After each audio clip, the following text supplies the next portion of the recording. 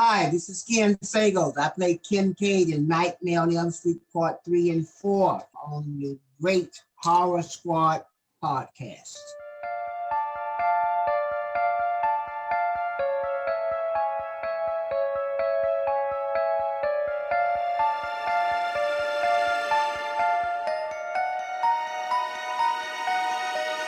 Hello, welcome back to the Horror Squad podcast. This is episode number 177. Tonight we're talking about a Nightmare on Elm Street Parts 3 and 4.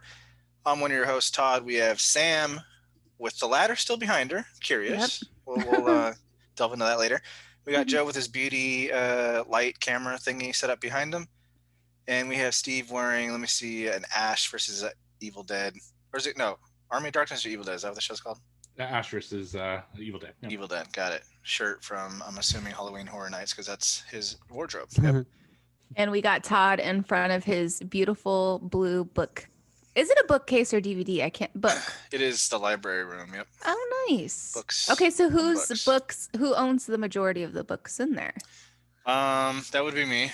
The entirety of the right side from floor to ceiling is all my books. In the middle is kids, and then wife and stuff like that. But yep. I would love a bookshelf like that. It's like it looks, for the listeners, it's like if you've ever seen Beauty and the Beast, it looks exactly like that. It's like a built-in. Yeah, do you have a little ladder that you just swing back and forth off of? No, but I guess I'm the belle of the show now. Yes. Joe can be Beast. There you go. All right. And we got an interview at the end of the episode. Oh, sorry. Yeah, Steve. Yeah. So we interviewed Ken Sagoes, who plays Kincaid in Nightmare on Elm Street Part 3 and 4. He's on to promote a short film he's trying to make, of which he's doing an Indiegogo, and you can buy some Kincaid merch over on the SagosCompany.com. He's got autographs and all sorts of stuff. So just check it out. Support his short film. It's a great story, but listen to it at the end of the episode. He tells us all about what it's about and why he's doing it and all that stuff. So, and sorry for the sound discrepancy in that one. Didn't sound amazing. It's just a connection problem, but you can still kind of hear what he says and everything. So, and I'm alone for the first time. Joe just left me. Just didn't fucking hey, he couldn't be there at all. So yeah, I was so nervous. It's my my scary. first one alone. So yeah. It's scary. I feel like that's he was a good one to have. Yeah, definitely alone. Mm-hmm. Yeah, I agree. But at the same time, I was probably more nervous because it's someone that actually meant something to me. It wasn't just someone I didn't know about at all before interviewing. So it went well though, I think. So let me know. All right. Excited. Sam and I went on a ghost tour this weekend. Yeah. Ooh, local Salem thingy? No. We traveled outside of our little Salem bubble. Sam, tell him. So we went to Boston to do a ghost tour, like Joe said. And it was like a trolley tour. They had a few trolleys. One was spooky. Unfortunately, we didn't get that one. But our tour guide was dressed up spooky, kind of like a dead guy. Took us around Boston, and it was nice, but it was also not nice because it was raining, which I love the rain. But they made us get off, and I was like, I'd rather just stay on the trolley and enjoy the rain, but we had to go walk out in the rain. But they took us to two of the oldest cemeteries in Boston, a lot of history, which I didn't know, and I realized I've just kind of blocked all of history class out of my high school and middle school and elementary education.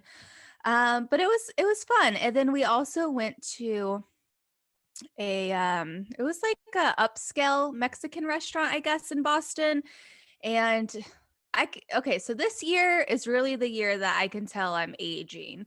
I don't even need to get into it. But so they set us in the very back corner, right by the kitchen. Meanwhile, there were all sorts of young, beautiful people on in the middle of the room, and then also in the area where they just had nothing but windows that you could look out.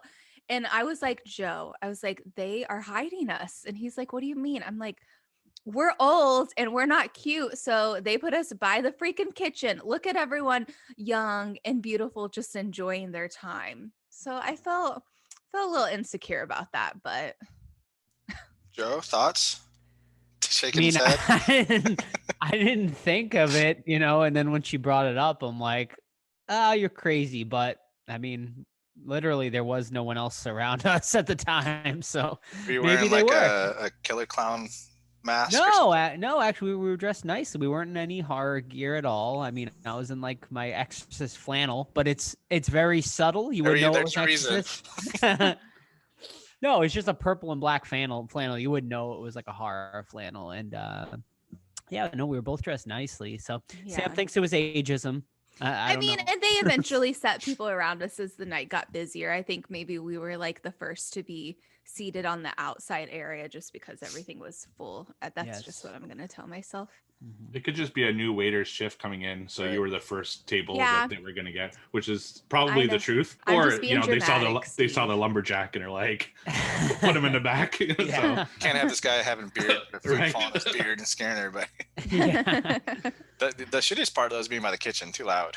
A lot of movement. I wouldn't like Well, that. the music was the loudest part. Music I was was like, real loud. Kind of like a Mexican nightclub. music, I imagine. It was like Mexican club music. Yeah. Mm-hmm. Which was totally fine, but I was like, oh, I'm not ready to amp up just yet. Mm-hmm. Mm-hmm. But we got to pick. See, that's the real sign you're old, Sam, is you weren't ready to get wild. Todd, but it was like it was 6:30. Yeah, it was early. It's bedtime almost. Yeah. But I got something called wing roulette, where like it's all different types of heat, and one of the wings, it's like one of the hottest things I've ever had. It was called the wing of death, and it was like one of the most brutal things I've ever had. And also, I got a burrito. It was like 2.5 pounds. It was fucking massive. That's a big poo-poo. It was the next day for sure. Oh my God. it was very good. But they also had a challenge burrito, which was 4.5 pounds. Oof. And if you ate it in 15 minutes, you got it for free. Just gotta try it next time. I guess so. Yeah. If they say you move by the bathrooms next time, then we might have a case. All right. There you go. Mm-hmm. But yeah, no, the tour we took was called Ghosts and Gravestones. If anyone's ever in the Boston area, yeah, but it was very fun. We'll do it again. Oh, totally. Yeah, the rain definitely put a damper on it. But if you're a history buff, we saw Paul Revere's grave, Sam Adams' grave, John Hancock's grave. So pretty damn cool. And growing up in Boston, I've actually never even gone into these two cemeteries. So like, I was like, wow, I can't believe I've never been in them. And the best part is they have access to them at night. Cause I mean, the tour was at 9:00 and the city literally gave them a key. So they just like unlocked the graveyard and just let us in. So it was definitely pretty cool. Sounds fun. Yeah. You do anything fun, Todd? Here, I'm gonna show my age too. Bought a new lawnmower. That's exciting. It went electric, so my first electric mower. Oh, nice. And it's pretty quiet. It's a lot lighter and it's really fast. So I'm really digging that. I bought my con ticket for mid-July for Days of the Dead Indianapolis, so I'm excited for that. But yeah, that con's gonna be awesome. So.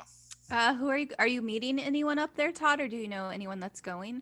Yeah, I'm gonna carpool with a couple guys that are local here, horror nice. fans, and I can't wait to see the Greasy Strangler people, which I hope Steve's gonna talk about. Oh, he's shaking his head. That's not a good idea. I'm jealous. I knew he was not gonna like it. I told you guys. I told did you see my letterbox score? I did not. I haven't looked either. I'm gonna wait. Don't break my heart.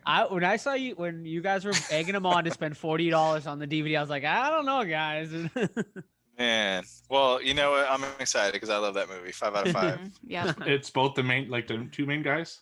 Yeah. Okay. So I hope they're in costume because that'd be a really cool photo op. Right. All right, Steve, you guys. About you, anything fun or not? I went to the backyard. Like, what do you want me to do? Oh, that's right. Yeah. We're 2 weeks away from starting to open up, so I can't wait because it's getting boring. Especially in like the nice weather and stuff. It's just like, yeah, you can only have so many drinks on your backyard alone. That's so fun though. I always tell Joe, like, I can't wait until we get a backyard because we're gonna be in it every single day. Todd, has Kentucky opened up? Like, are you guys having to wear masks? Kentucky didn't really close. They closed for a few months back when it was like the height of everything. Mm-hmm. But the movie theaters have been open the whole time. It's been mostly like Goonies and Ghostbusters, stuff like that. But I think, now if you're vaccinated, you don't have to mask up. And then I think in mid-June, they're opening up for everybody. Like, they're just like, fuck it. So, but yeah, get vaccinated, people, if you can. And then get rid of the mask. We go to horror cons, go to the movies, go to baseball games and all that crap. So going to a baseball game next week in Dallas. Nice. They're at full capacity, so that's going to be fun. Is that for work? No, it's for vacation. Oh, nice. Yeah, so we will be toddless next week, which is very sad. We I'm don't not know gonna what be we're able to doing. go Sam, on. we told Sam she can pick the movie next week. So we'll Okay, see what she decides. You guys said I could pick the Strangler movie, for but Steve. then all of you, then the two of you start not throwing me. in suggestions. Joe's the one who's threw in suggestion. I just said if they were available. I'll do for the whatever, record. honestly. I'll do whatever because I'm just looking forward to our 90s episode. So that's all I care about. If Which is 1 month from now. If I could throw one out that I think Sam would appreciate too for next week, it would be Slacks about the killer jeans. So. Okay. All right, let's do it. You like greasy grapefruit, Steve? Oily No. grapefruit. No. There you go. Oh, good Lord. Porto? All right. Let's get into some questions. So you can ask us those questions on social media at the Horror Squad Podcast or on our amazing Discord. Just ask us for the link and we will send it to you because they're idiots like that and we can't post a permanent link. But it's a great time in there, It's a really great secret club. discussion. So It was. join It was in. crazy this Yeah. weekend too. It was very active, extremely active. yeah, today Yeah. too. Like right now, it's super active. So the first questions we got from there comes from Black Lagoon Girl. I have a question for the podcast. If you wanted to get a ridiculous horror tattoo, what would it be? Example, I will always joke about getting a tramp stamp of Mount Rushmore, but replace the presidents with Universal monsters. I love that. Do Yeah.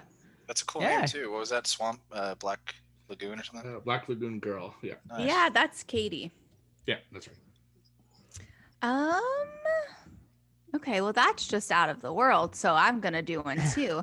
I would get creature above Ooh. my flower. Wow. So he's The like hoo-ha. he's coming out. Yep. Wow. like he's It's like he's above coming out of the swamp. abyss. Yeah, Oh. exactly. All right. luring people in. just like his head poking out or something with the side or something. His head poking out and his little cute paws. I love it. That's All funny. right. What about I guess you got to zombify it, but what about a zombie Pinocchio with Pinocchio's nose? Ooh, yeah. I like As the that. Oh, wee-wee. as the your wee-wee. parts? Yeah. Mm. Oh shit. I'm sure that's been done before. I'm not Googling it, but I'm sure someone's had to Yeah. have done that. Yeah. I will piggyback off your zombie and just have like zombies coming out of my butthole, like Ooh. hands, Oh. like and stuff Don't like open that. dead and inside. heads. Yes. Exactly. I love that. I've seen a lot of people get creative with their belly buttons, Hmm. like what the hole is. So maybe find something funny with that. Yeah. I think that would be How fun. ridiculous. And what about if you guys like you had unlimited money on one tattoo? What would it be? Oof. I don't know. I have an idea for a back piece, like a full-fledged back piece of like a witch in the woods on Halloween night. So, yeah. Yeah, I would say mine would be some kind of Halloween scene, not Halloween movie, but Mhm. just like an October Halloween spooky thing. Yeah, I don't know, like just some, a big ass piece of all the horror stuff that you can get. Nothing crazy. Speaking of, real quick, what is the thing over Sam's right shoulder? Is that Leech Woman from Puppet Master? Definitely not. The thing hanging in the Joe, corner? you mean? No, Oh. Sam. No, Sam. Top Oh, I right was like, Joe has Leech Woman in his or her left frame. shoulder, actually. That guy? Yeah. He's just like a little old jack-o'-lantern, like ghoul from like Oh. Spirit Halloween or Target. Gotcha. Yeah. You can kind of see Leech. You can see all my Puppet Masters like right Oh, there. I see. So Leech Woman's Got it. there somewhere. What's that thing in Steve's room in the corner? Ah! So yeah, no, I moved her after that episode. Yeah. I though for Katie, I don't think a tramp stamp of the Universal Monsters is that like outrageous of a tattoo. I think it would be kind of cool, actually. I agree. It'd be really cool. No. Tramp stamps are cool. They're still in style. Are they? So do you know? Have you No, noticed? I'm just saying that to make myself feel better. Have you noticed like the new trend with women? Like they're all getting like the under boob tattoos where it's like jewelry. Like I see that like all the time now. Like in all the tattoo groups I'm in, I see them. And I'm like, that's tattoo basically groups. Of course you see it. Of course, Tattoo Joe. groups. Come on. no, it's like basically Exactly. it's like You ain't basically fooling no one. it's the new tramp stamp though, for real. Like I literally That's I something see that won't it, age like- well. No, I wouldn't think so. You won't even see them because they'll, things gravity. Unless you get some enhancements. Yeah, Mhm. that's true. Okay. Yeah. All right. So next question comes to us from Ben Grimm. Top 3 Freddy one-liners. Oh, I'm not going to be good with this. Me either. Welcome to primetime, bitch. That's For my- sure. that's my For a wet favorite one. dream. That's probably the number one. Yeah, how's this for a wet dream? That's a classic one too. And Suck my dick. The one who says Oh. that. That's a good one. Oh, Freddie says, suck my dick. no. I don't know. I was like, I guess I haven't seen that one yet, Todd. Suck this dick, motherfucker. Oh. Ooh, and I like Now I'm Playing with Power from part 6. Oh, Yeah. That's all, I was trying to think of that one. I'm like the one with the video games was. Yeah. Yeah. Dang, And- Steve, you gave this movie a low rating, man. I can't wait for your review. Which one? Greasy. Oh, great. Yeah. Come on. And I love his. I asked it as a trivia question last week, but I like his reply to Kincaid when he says, Kincaid says, "I'll see you in hell." It says, "Tell him Freddy sent ya." Mhm. I think that's a great comeback. His other question: which character do you wish survived for a sequel or two in the whole Nightmare series? So ones that died like after part, like just only made one movie. Yeah. Okay. Johnny Depp's character. Yeah, he was good. What's the brother in part 4? Is his name Jake or something? Yeah, I already forget it, but What's his yeah, name? he was. I he was- kind of liked him. I Yeah. thought he was a nice brother, and he's a cool character. So, and Freddie did him wrong too, going invisible. It's kind of a bitch move. It is. That's actually. Well, we'll talk about it, but Yeah. that's probably one of my least favorite kills in the whole franchise. Yeah, I liked. I forget his name, but the magician. Just like Ah, yeah, Oh, the the wizard from the part wizard. Yeah, My legs are strong. Oh, I- yeah. three. I wish he would have survived to make the Dream Warriors in the next one. So, Mhm. oh well. Taryn would have been a good one, too. She was cool. Yeah, she was cool. Mhm. With her little mohawk. Mhm. All right. So the next question from Slinteen 2010. I hope I'm saying that right. Will anyone who starred in 3 and 4 be on a future podcast? Well, yes, tonight's episode, Kincaid himself is here. And hey, you never know. We might get, someone else down the road. I'd love to get Lisa Wilcox back on at some point. But yeah, we'll see. Yeah, Lisa Wilcox, because since the episode's not available anymore, it'd be definitely good to Yeah. kind of speak to her again and see everything. I'd like to get Tuesday night, just to get her feedback on what it was like to replace A major character, a yeah. major character, Patricia Arquette, and also singing the song for part 4 and all that stuff. Ken Sagoes talks a little bit about it in the interview, his feelings towards it, kind of what happened, how that impacted severely part 4, which I thought was really interesting and kind of sad. That Did he get into like why she didn't come back? Because I know Sam asked me, and I was like, I honestly don't know. not specifically, Yeah. but it was a breakdown with the studio. That's all he Okay. said. So I don't know if she wanted more money. Yeah. There's something in the studio that, and I'm assuming it's a money thing. To be honest, Probably, but, yeah. Yeah. Honestly, they probably should have just paid her because, like, it's just so weird replacing a major character like that in a like. You wouldn't like if you just like looked away, you wouldn't even know it's the same character from the other movie. Well, yeah, because I had to ask Yeah. Joe when we were watching it. Mm-hmm. Yeah. All right. Next question's from Weezerface. I'm sure this has been asked. It has not yet. But I think someone else asked it later. What would be your dream superpower? Ooh, I love Ooh, I love that. it. Invisibility. Oh, nice. Mhm. So you just hide all the time? Yeah, Freddy's coming at me. I just go invisible, and he's like, "Fuck, where'd he go?" Maybe Joe I could just wants to- maybe live long enough to be able to survive. Oh, here we go, Sam. What you gonna say? Joe just wants to go invisible so he can go to those tattoo shops to see those girls getting those tattoos underneath their breast. I'm not gonna live this one down tonight, folks. Can you provide me the links to those enthusiast groups for research? The power to wake up on command, just to fuck them over. No, that's cheating, Todd. Come on. It is cheating. But you Wait, know what? what's the Art the power Clown for? cheated too. To wake up. They're always struggling to wake up and stuff, you know? So my power is just like come out of the dream right away. Okay. Yeah. So I don't really know what mine would be, but some kind of power of where I can just go and the people like blow out of the way. Like a Oh. Jedi, Sure. the Force. Hmm. I don't think Sam's ever seen a Star Wars. So What? I it's lost on her. haven't, so Wow.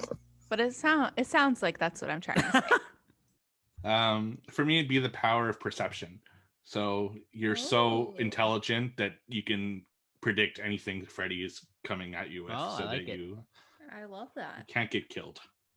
So that would be my dream power. Well, I hope that we dream together, Steve, so you could save me with that power. Yeah. While Joe's in the hub trying to find someone under tattoos. Next questions come from Captain Amazing 85. Sam, is pizza the best choice for Freddy, or would you go with something else? Pizza's definitely the best choice. Mhm. And like a good old like soda. Like what was the soda of the 80s? I'm assuming Coke or Pepsi. Tab. When did they have New Coke? When was that? Was that the 80s or 90s? What was the new Coke?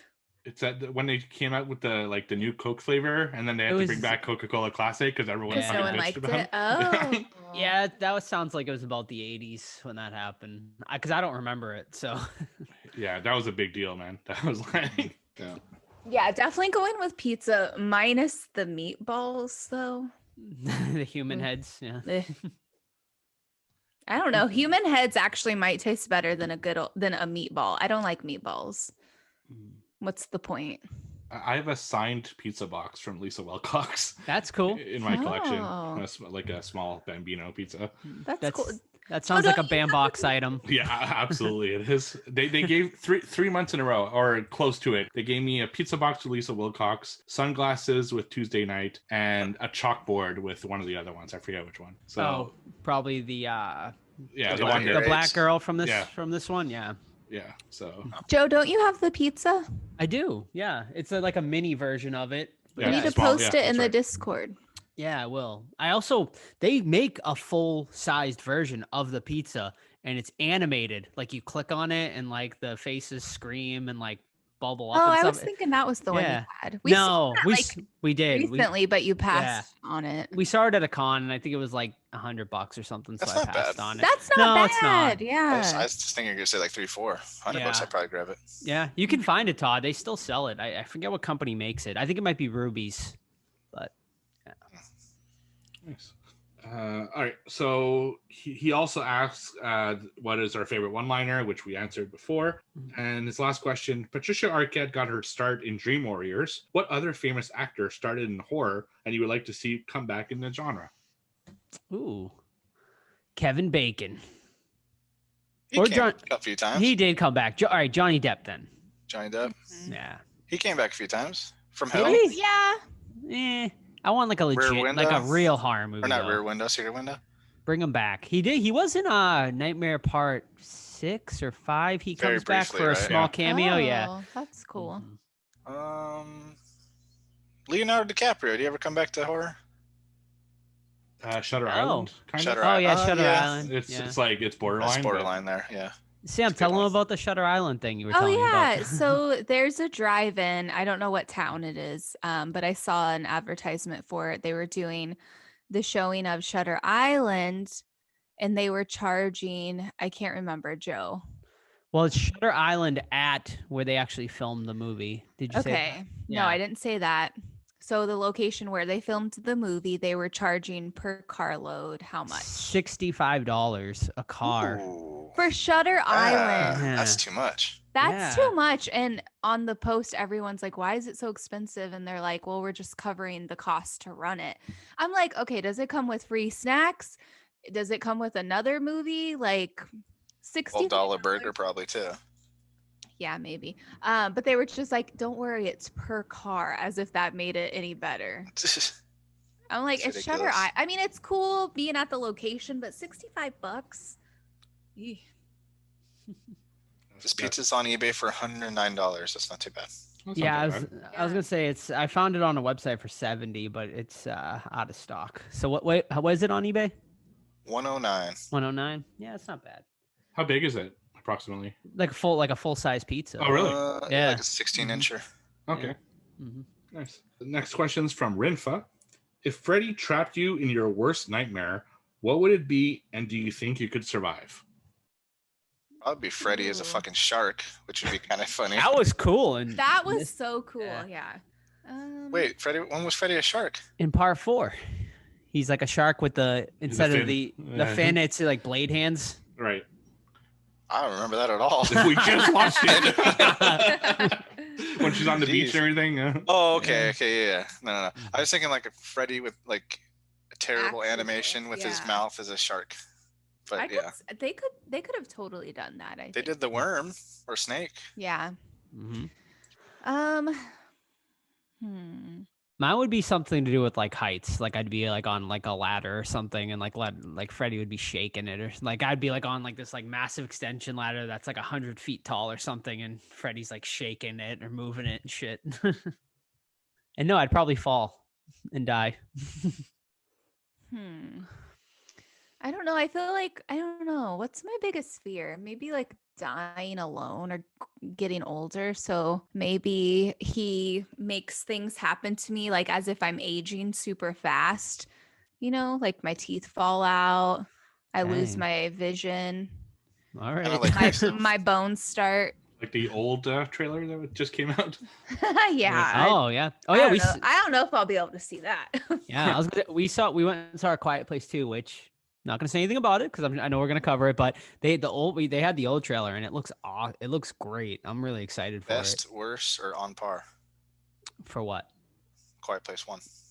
Oh no, I'm talking not about it saying- in what watched. Yeah, so. I'm not. Oh, Alright, don't get okay. too spoilery. I'm not gonna get too spoily, Alright. but I am gonna mention it. All right. I'm gonna reserve my rating until we cover it. I'm not rating either. I'm just Okay. saying. I'm mentioning it. My only issue with the old trailer is I find they maybe showed too much. Yeah. Yeah. Well, they had the escape room trailer too. We saw Oh, that, God. and they showed like the whole The movie. whole- I warned you guys too. Yeah, I'm I like, know. don't watch this one. It's way too I much forgot. info. Yeah. We didn't have a choice. Ridiculous. And I But- told you, I was like, we don't need to see it. Right? That's how it felt with the trailer. Like, Yeah, it's I'm like, also gonna mention that in what watch. but I gotta say, one I think we absolutely should cover and looks really intriguing is Last Night in Soho. Yeah. That movie looks super good, and Edgar Wright too. So Nice. Oh, awesome. All right. Last series of questions here come to us from Mandy. I remembered this time. So, hey, squad. So she asked about the dream power. We've already done that one. Who's your favorite dream warrior? ooh, they're all great. I mean, it's hard to pick one, but I mean, I'm gonna go with.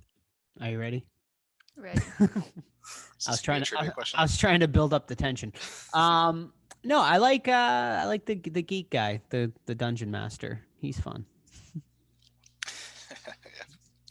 I'm gonna go with Kincaid because I think he's like the voice of reason for the Yeah. entire group.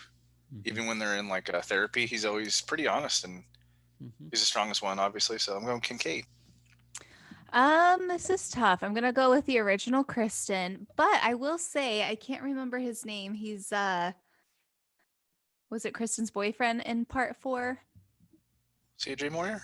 He's Is not he? in. No, he's not in he's part not? 3. Mm-mm. You're talking about Oh, Joey? Dream Like the Warrior. You're just saying the kids in 3. kids, Okay. Yeah. Okay, then just Kristen, I guess. All right. nice. And for me, it's also Kincaid.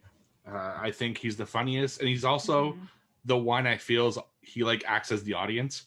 You know, the Yeah. way he says stuff, it's like what the audience would think when they're watching the movie. So I really liked his edge and everything. So he was always my favorite. I'm not just saying that because he's on our episode. But, yeah, I absolutely adore Kincaid. Did he pay you to say that? No. No, definitely not. All right, next question. A new favorite question of mine. What are some of your favorite Nightmare on Elm Street items and autographs you own? Ooh, I got so much. Nightmare is definitely my biggest collection. I have my favorite item. God, I got so much. One of my favorites definitely is my Freddy glove. It's like a custom done by, I forget who made it. I actually won it in a box giveaway on YouTube from Jeff Soares. Shout out to him for all you old school YouTubers that used to watch. But that's pretty awesome because it's not like a cheap ass glove. It's like legit, like one you'd almost see like in the movie. Which, by the way, a part 3 Dream Warriors glove is going up for auction soon, and it's expected to fetch like 20 grand. So if anyone wants to go maybe a quarter with me on it, maybe we can like I'll get it every couple months and then I'll mail it to you and you get it every couple months type thing. But I have a really awesome NECA 3D poster from the original Nightmare on Elm Street, and I had it signed by Robert Englund, Heather Langenkamp, Amanda Wiss, who played Tina, Ronnie Blakely, who played the mom, and I think that is it out of that one, but that's a pretty cool piece. And then maybe one of my coolest and maybe rarest is I have the original Nightmare on Elm Street film trailer, film reel. It's pretty cool. I don't have a lot. Freddy's probably one of my least favorite of the big ones. Boo! Shut up. Couple. How dare you? Couple figures. I got a Lisa Wilcox sign thing, and then I have a Joey, I forget the actor's name, sign thingy. And I think that's about it, really. And I don't have anything Freddy related, but I'm gonna pick something out of Joe's collection because he has the coolest Freddy stuff and no one even knows. And I'm like, what's the point of having this stuff, Joe? Like, you need to post it on your Instagram. But it's a Freddy, Joe, it's that doll, like from the 80s, like the little, I think it has you pull the string and he might talk. Maybe I'm imagining that. Oh, I have the Michael Myers one, I think, that version. No, actually, well, I have that one too, because but this is a different one, I think. Yeah, those one. So the one you're talking about were the Spencer's exclusive ones, because I have that one. But the one she's talking about is it was made by Matchbox of all companies. But yeah, it's like from the 1980s, and yeah, it's a pull string doll. It's pretty cool. Awesome. Don't you have a Freddy like one of those Halloween like light up things? Yeah, that's really cool. I remember seeing that. I'd never seen that before. And what is it? The thing I got, it like keeps a blow mold. Yeah, it keeps falling off the wall. Oh, that one. Yeah, that one is pretty cool. Yeah, I had never seen that before until about maybe a year and a half ago, and someone posted it in like a horror collectible group, and then I found it on eBay, and amazingly enough, like I wasn't gonna buy it because the guy wanted like $200 to ship it, but I saw he lived in the next town over, so I private messaged him and we ended up meeting up down the street and exchanged. It was pretty cool. And he actually had other Freddy stuff, and I bought a rare Japanese Medicom Freddy figure off him as well. That is really cool. That's awesome. You'll have to take pictures of that and post it in Discord. Sure. Yeah.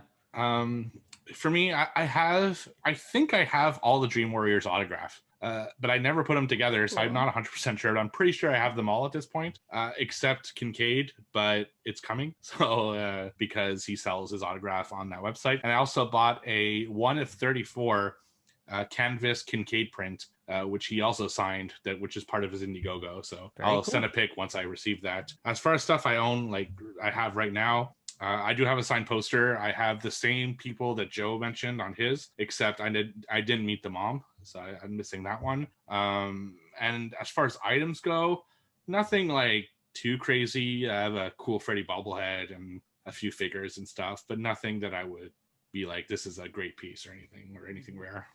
Yeah, I also have a Freddy like full, those like folders you used to have in school where like it was like you would open it. What are those called, Sam? Like, flip book. It's like you would open them and like put your projects in it.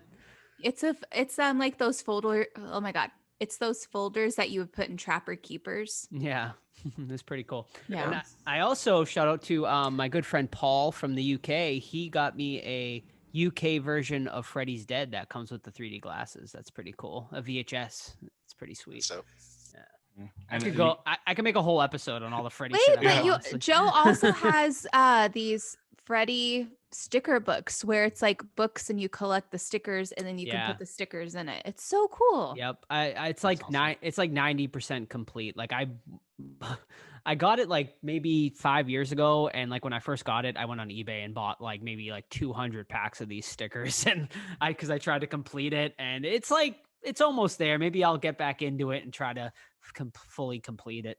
I have about like 100 doubles, like of just like the same stickers, but And I got them for crafting. I did. I gave them all to Nice. Sam. Yep. Nice. That's awesome. And one last thing you have to mention: it takes up such a big space in your room there. Oh yeah, of course. How could I not? How could I forget? Yeah, it's probably one of the coolest things I own. It's Nightmare on Elm Street 3 Dream Warriors cardboard cutout, an original that was on display at a movie theater, which I had no idea. I thought it was a video store display, but I thought like it came from a video store, but then I posted it in a horror collectible group, and there's like a yellow sticker on it that says like in theaters February 27th or something like that, and the guy's like that was only those stickers were only like put on for movie theaters. So yeah, pretty cool. Yeah, And yeah, super awesome. it's massive. Yeah, it's like like 5 feet tall or something like that. It's huge. Like, it should almost pay rent. That's how huge it is. Pretty much, yeah, for Yeah. real. It's probably the biggest thing I have in my collection, actually, like by space wise. Yeah. I have like the knee-high horror version of it, like a 2 foot, like small version. Yeah. Of it, so. It's about like 50 times the size of a knee. Right. Yeah, exactly. All right. And the last question for tonight. Friends just did their much publicized reunion show. Which horror film would you most like to see do a full cast reunion special, even if it meant bringing some of the people back from the dead? Jeez. I mean, Dream Warriors would be awesome. Like, I'd love to see a Dream Warriors reunion if we could bring everyone back. That could be They a do. lot of fun. They do it at cons, according to Right. Ken Sagoes. That's pretty much all the cons he does is Dream Warriors. Dream Warrior reunions. reunions. Yeah. Mhm. I've that's where I've seen them before, and they do it quite often. But now that like we just watched the movie, I'd love to because I maybe have only met Ken and maybe Joey, and I haven't met any of the other Dream Warriors, so I'd like to meet all of them now for sure, or get like a photo op with all of them. That could be really fun. But yeah, I'll just say Dream Warriors. That'd be cool. What about like an Exorcist? Mm. That'd be super cool. Oh hell yeah! Linda Blair talking about it, or maybe like a Jaws episode with Quint. I forget the actor's name now, off the top of my head, but talking about he had a rough time on the set, being drunk half the time, but the movie's fucking great. So that'd be cool to hear them hash it out, see what happened. Mine's not going to be as iconic to you guys, but for me, how about I Know What You Did Last Summer? Oh, interesting. What? Okay. You mean amazing? Amazing. Sam, we didn't get well, actually I'll let Steve go, and then I have a question for you before we go to our next segment. And for me, I think it would be Dawn of the Dead. Just to have everyone come back together. They've done a lot of specials though, so you do get a lot of it. But just to see it in person, have everyone there, I think that would be the best. Yeah, I did one Dawn with the cast there, minus George and David MG, and it was fucking really cool. You would have loved it. I'm sure. Yeah, that's amazing. Nice. So Sam, I don't think we mentioned about Hocus Pocus 2 like being officially a go. So I just wanted to get your thoughts on it, because I know we probably won't have time for news tonight since we're doing 2 movies. So I mean, I'm excited about it. I feel like they got us worked up so many times that I'm kind of numb from it, but I'll be happy when it's here. all right. All right, that's awesome. So that's all the questions we got this week. Thank you very much for everyone for sending them in. And now a word from Deadly Grounds Coffee. Everyone thinks because you're a zombie, you don't know good coffee. Well, they're wrong. There's only one brew that gets my seal of approval. Deadly Grounds Coffee is my guilty pleasure. The aroma is so intoxicating. It brings all of my neighbors out of the woodwork. Deadly Grounds Coffee. Coffee to die for and zombie approved. It's good to get a little deadly. Use the front door! Oh, they're so disgusting. What was it now? What watched? We're doing What what watched her? What watched? And I want to go right into it. I need to hear about Greasy Strangler. All right. Can I just say right off the bat that you're wrong? There you go. And off the bat, too, bullshit artist. Bullshit artist. All right, so Greasy Strangler 2016. I bought this one on Blu-ray. The 3 other squad members have been talking about it for a long time, and I was curious to check it out. And on our first live stream, I'm like, okay, fuck it, I'm just gonna pull the trigger right now, and I bought it live on the live stream. Did the beers help? You buying them? Did you? Yeah. Yeah. I didn't know. All right. So what's this movie about? So it's about 2 guys, a father and son, who are they do like disco tours, and there's a girl who comes to one of the disco tours, and the son falls in love with her and starts bringing her home. The father is jealous. The father is also a killer known as the Greasy Strangler. He loves greasy foods and shit. And there's not much else as far as story goes. It's about the battle between the father and son trying to get the attention and love of that woman as they deal with their own kind of issues towards each other and stuff. I know the 3 other squad members liked it. I gotta say, I really, really didn't like it. I fucking loved it. No. It was so good, guys. Really? Oh my god! I even put a fake fucking rating on my Letterboxd to get them going. You dirty bastard! It was so like funny and unique, and I've been saying bullshit artist to my wife for the last 3 days. I'm driving her batshit crazy. I'm so happy you liked it. I was bummed.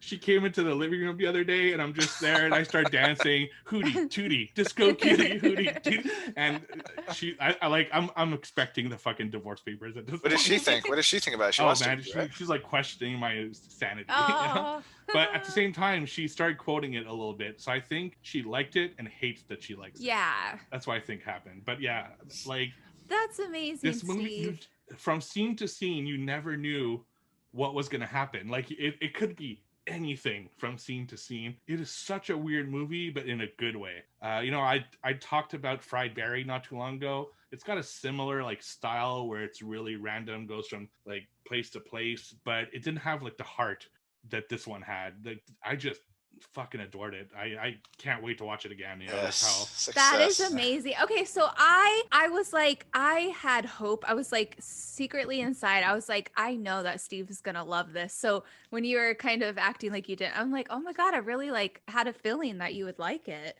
Yeah, no, this was great. Like it's like, I mean, there's issues with it. Like at times it was a little long. Some scenes, and I know that's the point. They go like way too long. Like there's a bullshit artist scene that just goes on forever. And I read online that scene was even longer, but they cut it. It was just like too long. But I'd still give it like an 8.5 out of 10. Like it's a must watch. Honestly, it's a must watch. I'm super psyched for you, Todd, to meet the 2. They're amazing guys. Like, it made my top 10. Steve, would you put in your top 10, or is that a little bit stretching? It's what, 2016? Yes. I'd have to look at the list, but it could be top 5. Like I really like this one. Like I had a lot of fun watching this one. Okay, so what kind of mindset were you in, and did you have like snacks? Like were you feeling good and you were like, okay, I need to watch this now? Or I didn't have snacks because I'd been warned by somebody that it was gross. And I can't watch gross films and eat at the same time. So I was just like, after dinner, I watched some shitty Bruce Willis movie. Man, that guy gave up, eh? Like, is that the newest one he did? I don't know. No, it's in the last 5-10 years, but terrible. He just fucking gave up. Anyway, so I ate during that, and I watched Greasy Strangler after. And it's just, I had no expectations. Like I purposely didn't look at anything, no reviews, no nothing. The only thing I knew was what you guys said. And yeah, at first I was like, oh, I don't know, I'm not gonna like this, but it just grows on you. And it's one of those movies that I just keep thinking about, like these specific scenes that just so random and so funny. I mean, it was gross at times, that's for damn sure, but yeah, it's one to watch. Pumped. That's awesome. All right, well, you got to watch the director's last movie, An Evening with Beverly Love Flynn. I think all you guys would like it. Oh, I want to watch that. It stars Aubrey Plaza and Emile Hirsch. I know Sam likes. Oh my god! And it's the same quirkiness, just not as like like Greasy Strangler's what the fuck. This one's more grounded, but still pretty weird. Cool. So What in year did it evening- come out? 2018. Oh. So there's a Blu-ray out there for the Blu-ray collectors, and I don't know if it's streaming. Yeah, it's on Netflix actually. So there you go. Shit. Okay. That one's a good one. I'm glad you liked it, Steve. Back to its 4 stars where it deserves. Nice. 5 stars, baby. Get that That's 5 so in there. awesome. So it's not quite a 5-star, but 4-star is good. I'm happy I own it. Put it that way. Good. That's good stuff. All right, I will go. This is a 2021 release called The Reckoning, and it's directed by Neil Marshall, who did Dog Soldiers, The Descent, Doomsday. So like a bunch of good Game of Thrones episodes. So like a lot of good stuff. But man, I hated this one, like straight up. It is a period piece set in like, I don't know, let's say the 1600s, something like that. And people are like, oh, you didn't fucking get your crops, you're a witch. So they take them and they torture them and make them confess, the whole 9 yards. I love it already. No, it's not good, buddy. It's not good. The characters look like they're wearing wardrobe from high school. It's that bad. The lead actress who gets tortured throughout the film, makeup's perfect, hair's awesome. She looks great, so it doesn't make any sense. The acting is abysmal. But there is a really cool demon kind of vision thing, which is really awesome. But the whole movie is just super boring and like very low budget. And the soundtrack is just like, you Googled it and got it, which is a shame because Neil Marshall is great. So I don't know what happened with this one. But The Reckoning, streaming on Shudder, I gave it like a 1.5. So avoid, in my opinion. I might still watch it just because you said witch. Yeah, I might watch it because you said crops. 1600s. Go Kansas. There's Period no booby piece. tattoos, Joe. So Oh, skip it. darn. Oh, all right. Never mind. All right.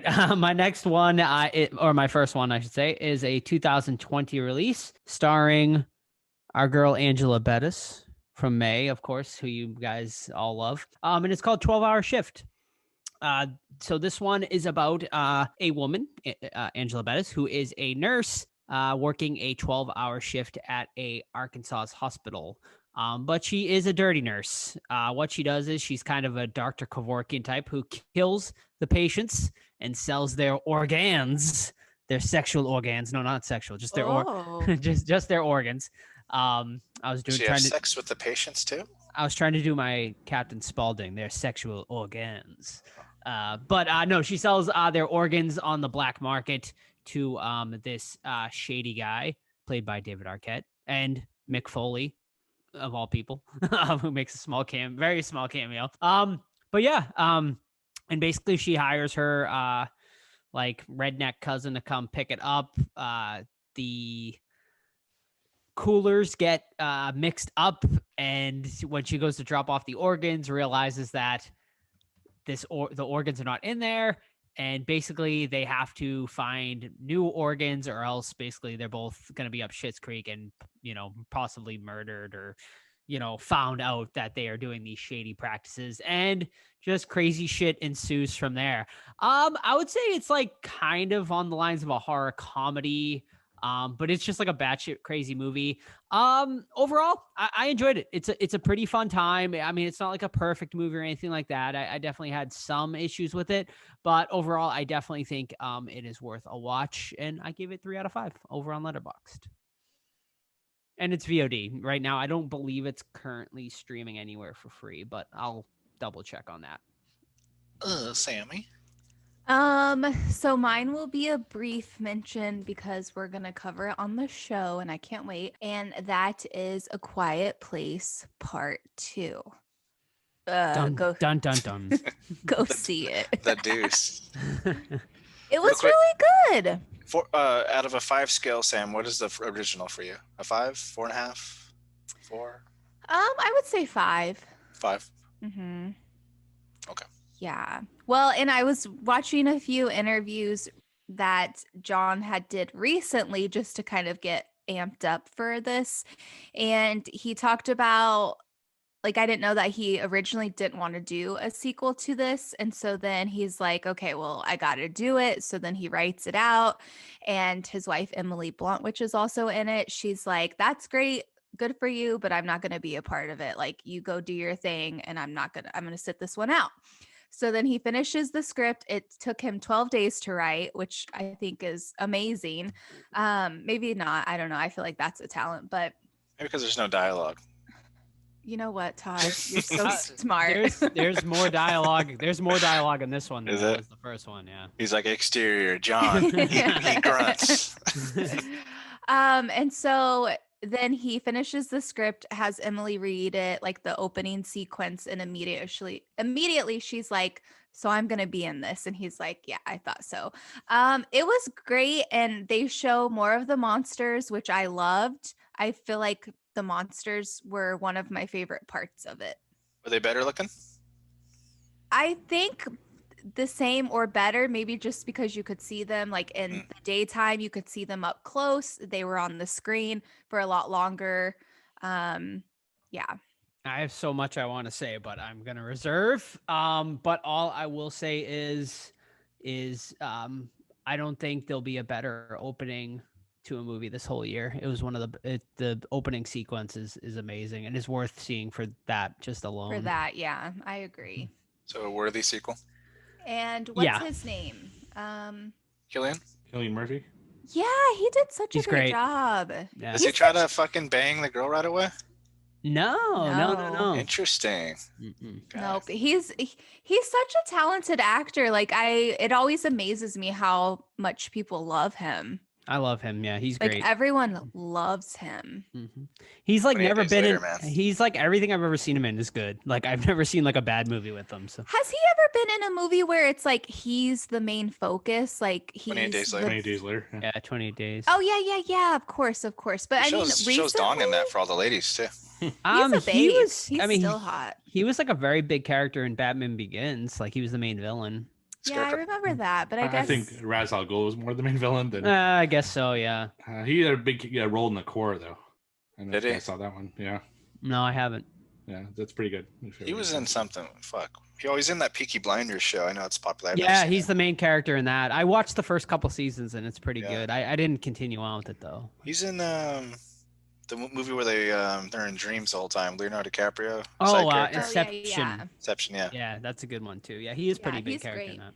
Yeah, and by the way, 12 Hour Shift is on Hulu for those of you with Hulu subscription. You said it was a recommendation Yeah, I'd recommend it. It's definitely worth it. I think to list. I think both of you guys would like it. I actually think Sam would really like it. I think too. I would like it too. Uh-huh. Mhm.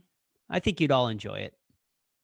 Cool. My second one this week was, so Todd watched it in a What Watch like maybe a month ago. He didn't necessarily recommend it, but what he said was interesting enough for me to check it out. And that's Slaughter High from 1986, which I watched over on Tubi. So in this one, it's April Fool's Day, and this geek gets picked on like really heavily, like psychotically heavily by a group of jocks and stuff. And something happens and he gets his chemistry lab blows up and he gets disfigured. So cut to 10 years later, it's their 10-year reunion, and that group of jocks goes to the school, which is now abandoned, and have their 10-year reunion in there. And him, the geek, comes back and wants to kill all of them as revenge for picking on him in high school and getting him disfigured. It's a pretty standard like 80s horror film, especially if you've seen like revenge films and high school films kind of, but not really because it's an abandoned high school. So it's not like there's a ton of kids walking around or anything like that. There's some pretty cool, unique kills and stuff. So that was awesome.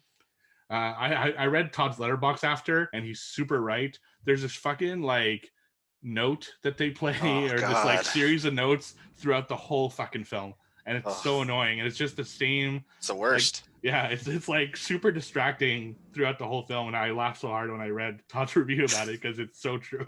And the other thing is I found the movie way too dark. Like you couldn't see a lot of the stuff going on because it's so dark. Like he does everything in the dark practically. And that kind of sucked because there was some really cool stuff that I'm sure would have been better if the movie was like lit a little bit more. But there's some really cool kills, some really unique ones. One with a bed electrifying scene, one in a bathtub and stuff like that. So I would say it's like a soft recommend. It's actually, I don't know, at least in Canada, it's on the Leaving Soon thing of Tubi. So it might not be there for a long time. I don't know if that's a Canadian thing or an American thing or whatever. Tubi does bring their movies back a lot, but if you really want to check it out, maybe do it sooner rather than later. So Slaughter High. Yeah, I got a sad fact about that movie. Actually, the Oh. villain in that ended up killing himself. Like Oh, damn, really? after that movie, yeah, I guess he had a rough go of things. Damn. And the entire cast was English, and they all played Americans. They did a good job. Interesting. Yeah.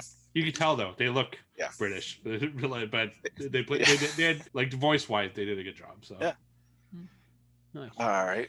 I touched on it last week, but I watched the original miniseries from '94, I believe, The Stand, directed by Mick Garris, 6 episodes. And man, it sucks. Like flat out, I did not like it. The first episode is pretty cool, like when the pandemic's going on, things like that. And then a couple things throughout the series is cool, but a lot of miscasting in this. The guy that plays Stu Redman is really good. I forget his name. Steve, you want to correct me on that one? yeah, it's Stu Redman is Gary Sinise. Gary Sinise, yeah, he's really good. But Franny Goldsmith is not. It's just like Stu is like such a great actor that they should have had a stronger female for it, and just didn't work. A lot of it was brushed over with like a 6 episodes. You can get a lot in there from the book. It's massive, but they missed a lot of things. And Shawnee Smith from Saw fame plays Julie Laurie, who is just awful in this. Like she's so over the top bad. The villain, the Dark Man, the Walking Dude, whatever you want to call him, Randall Flagg, is terrible in my opinion. He looks like just a strung out heroin addict guy. Nothing scary about him. Looks like Billy Cyrus. Yeah, it's not good. There's some hints of some awesomeness in here. Like I really liked Larry Underwood. I thought the actor did a great job with him, and then Stu, and then Tom Cullen, and I think Nick Andros was really good in this as well. But overall, I think Mick Garris is just not a good director, and it shows in this. Like you need a stronger filmmaker for this, and just not good, especially when you compare it to the book. So highly not recommend this one. Do not recommend it. And it's currently available on Blu-ray only, I believe, at least here in the United States, for like $7.99 on Amazon if you wanted to buy it. But I mean, if you're a completionist and you've never watched, you read the book, by all means do it. But yeah, don't expect too much with it. And I'm looking forward to watch the new miniseries once that's complete. I don't know if it is yet, but I heard that's not very good either. Just to warn you. That's a bummer. That's a bummer. I love Gary Sinise though. He's a national treasure, really. Yeah, he's great in it. Mm-hmm. He's also narrates the Mission to Mars for you Disney World people. I saw him live. Cool. December of 2019. So my last trip, he was for Christmas. Disney does this this show, and they have a different celebrity hosted every 3 days. And when I was there, it was Gary Sinise. So it was that's cool. Yeah, Nice. super cool guy. Plays. I don't know if anyone's ever seen the movie Jack the Bear, which I think is such a good movie, and not a lot of people have seen it. Danny DeVito, and Miko Hughes, of all people. But yeah, basically it's about Danny DeVito. He's a single dad, trying to raise his 2 children, and he's a movie monster host, which is really cool. But yeah, basically Gary Sinise plays the neighbor, and he kidnaps Miko Hughes' character, and it's fucking really good. And Gary Sinise plays a great villain in it. So highly recommend it. For maybe not horror per se, but I highly recommend people checking it out if you've never seen it. They gave you the Congressional Medal of Honor. Forrest Gump fans? Anybody? Oh yeah, of course. No, I'm kidding. Lieutenant Dan. Yes, sir, that did. Lieutenant Dan ice cream. All right, so my last one tonight is a 2017 release that I know you guys have all talked about, but I have not yet, and it is called Talon Falls, which I believe was recommended by one of our listeners. But yeah, Talon Falls is about these group of teenagers that they're on a road trip, and while they're on the road trip, they see that there's a haunt in town, so they decide to go and visit this haunt, and basically the haunt is run by a bunch of psychotic killers, and from there they have to try to escape this crazy house. Think, along the lines of a Hellfest haunt type scenario. And I gotta say, I did not like this one. I did not like this one whatsoever. I mean, it's super low budget. Which, you know, it is what it is with that. It clocks in at 74 minutes, which I guess is probably my favorite part of the movie. It's not that long. But man, I just found myself bored like through the good majority of it. Like, okay, like the intro was pretty cool. Like when they first get to the haunt, I was like, okay, that's like fun and stuff. But once that happens, it just like is so dull to me. The kills are all like dull. The acting is really bad. And I just did not like this one. If you're going to watch like a haunt movie, go and watch Haunt or go and watch Hellfest or go and watch I'd even take Bloodfest, honestly, over this one, which I didn't even like Bloodfest that much. But there's just so many better options out there that I wouldn't even waste my time with this one. I think I gave it a 2 out of 5 over on Letterboxd. And honestly, even that maybe, now that I'm thinking about it, I might have rated it a little too high. But yeah, I mean, I would skip this one. But if you do want to watch it, it's available on Tubi. Nice. I think it'd be a good like early 2000s movie. Like that. Yeah. That was kind of like the feel, torture porn and stuff. I think Sam. I mean, maybe Sam, just because she's like the big like she likes like haunt movies and stuff. So maybe this would be up her alley if anyone's. Yeah. I liked it. I didn't love it, but I liked it. It was a cool haunt movie. Sam, do you have a last one? You were going to talk about something. I don't remember. Yeah, you said at the beginning of the segment. I don't remember what it was though. Oh, I think I said I was going to say Quiet Place, but something else. So I checked out Escape Room too. Oh, that's right. yeah, exactly right. God, that trailer! Like, for listeners, like, don't watch that trailer. It's I haven't seen it, so I'm staying away. Yeah, stay away, Todd. If you go to the movies, I guess you don't have a choice. Close your eyes if you see the trailer. Also, I want to say, so before we saw, and Joe, I want to go see A Quiet Place again. I want to go see it again. But it was so cool because they did like an opening of where John is like, "Hi guys, John Krasinski here. Like, thanks for seeing my movie and blah, blah, blah." Which I'm like, I feel like if I were a director, I would do that with all of my movies. You could just tell he was like appreciative and grateful for the support. So no, that was cool. It's been a long time since I've seen something like that. A director introduces movies. So I like that too. I loved it. Yeah. Yeah, and that kind of proves my point from last week that Spiral kind of bombed because it killed. Quiet Place 2 killed. Quiet Places actually did the same amount or a little bit more than they expected when it was first released. So they didn't lose any steam at all. So that just proves that I think Spiral I think it was the marketing, to be honest. But it's called Spiral, you know. Yeah, that it should have. But if it was called like Saw 7 or something, I think Saw and then a subtitle or something. Yeah. Well, they called it Spiral from the book of Saw, but like I don't book. Even. Yeah, kids aren't gonna watch a book. Well, that's like the Harley movie, you know. Like a lot of people didn't go see it because it was called Birds of Prey. Like or Doctor Sleep. We talked about that. It was a great movie, but a lot of people didn't watch it because they had no idea. I will say I haven't seen a lot of advertisement for A Quiet Place. I don't even know I don't think I would have known that it was released unless like Joe was like, we need to see it. Yeah. I will say the theater was packed. Like that was like compared to like when we saw Spiral and even Kong, like is it a good crowd though? It was like everyone was pretty quiet. Nice. There were a couple times, luckily, they were like far away from us, but I did hear a couple of like young girls like talking a couple times. But I will say with this movie, it's not as quiet as the first movie, but there still are like some quiet scenes, but it's not Quiet Place. It's not. Let's save that one. You can eat. Joke. You can eat your popcorn and nachos in this one and not feel like you're gonna like a piece of shit get murdered. Yeah, the first movie, I got like the best theater ever. It was super quiet, but I've never like eaten a popcorn more slowly in my life, you know, because I was so anxious about making sound, you know. Yeah. You're just letting it dissolve in your mouth. Right, basically. Yeah. But I told you guys this story. It wasn't for that. It was for Matrix Reloaded or Matrix Revolution, where the girl next to me was eating like a pig, like just chowing down on popcorn. And the movie's a loud movie. I mean, it's a super high action movie, but then it like gets super quiet for a second and she lets out a ripping fart and everybody looked at me because there was no way that she had done it. Oh my God. I wanted to die. Like, my God. Yeah. I think I said my son farted in the Peter Rabbit movie. It might have been Sonic, one of those. It was fucking loud.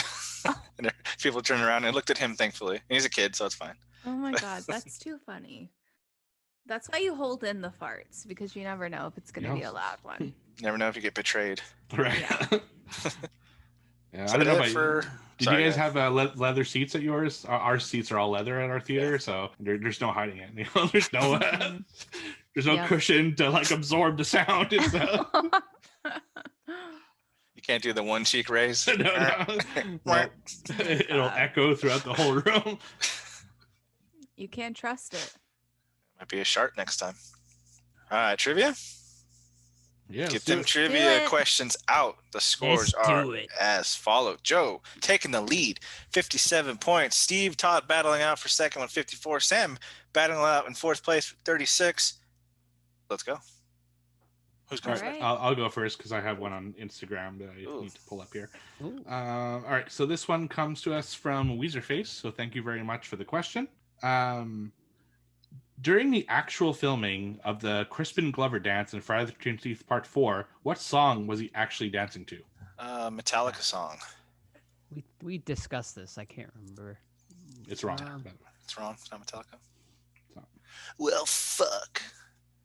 We did discuss this. I discussed it during, I think, the question period. Wait, did you already ask the question? I'm sorry. I did. I fucking completely. During the actual filming of the Crispin Glover dance in Friday the 13th Part 4, what song was he really dancing to? I got a follow-up Oh, answer. man. Sam's still just thinking about Jason being in his 40s.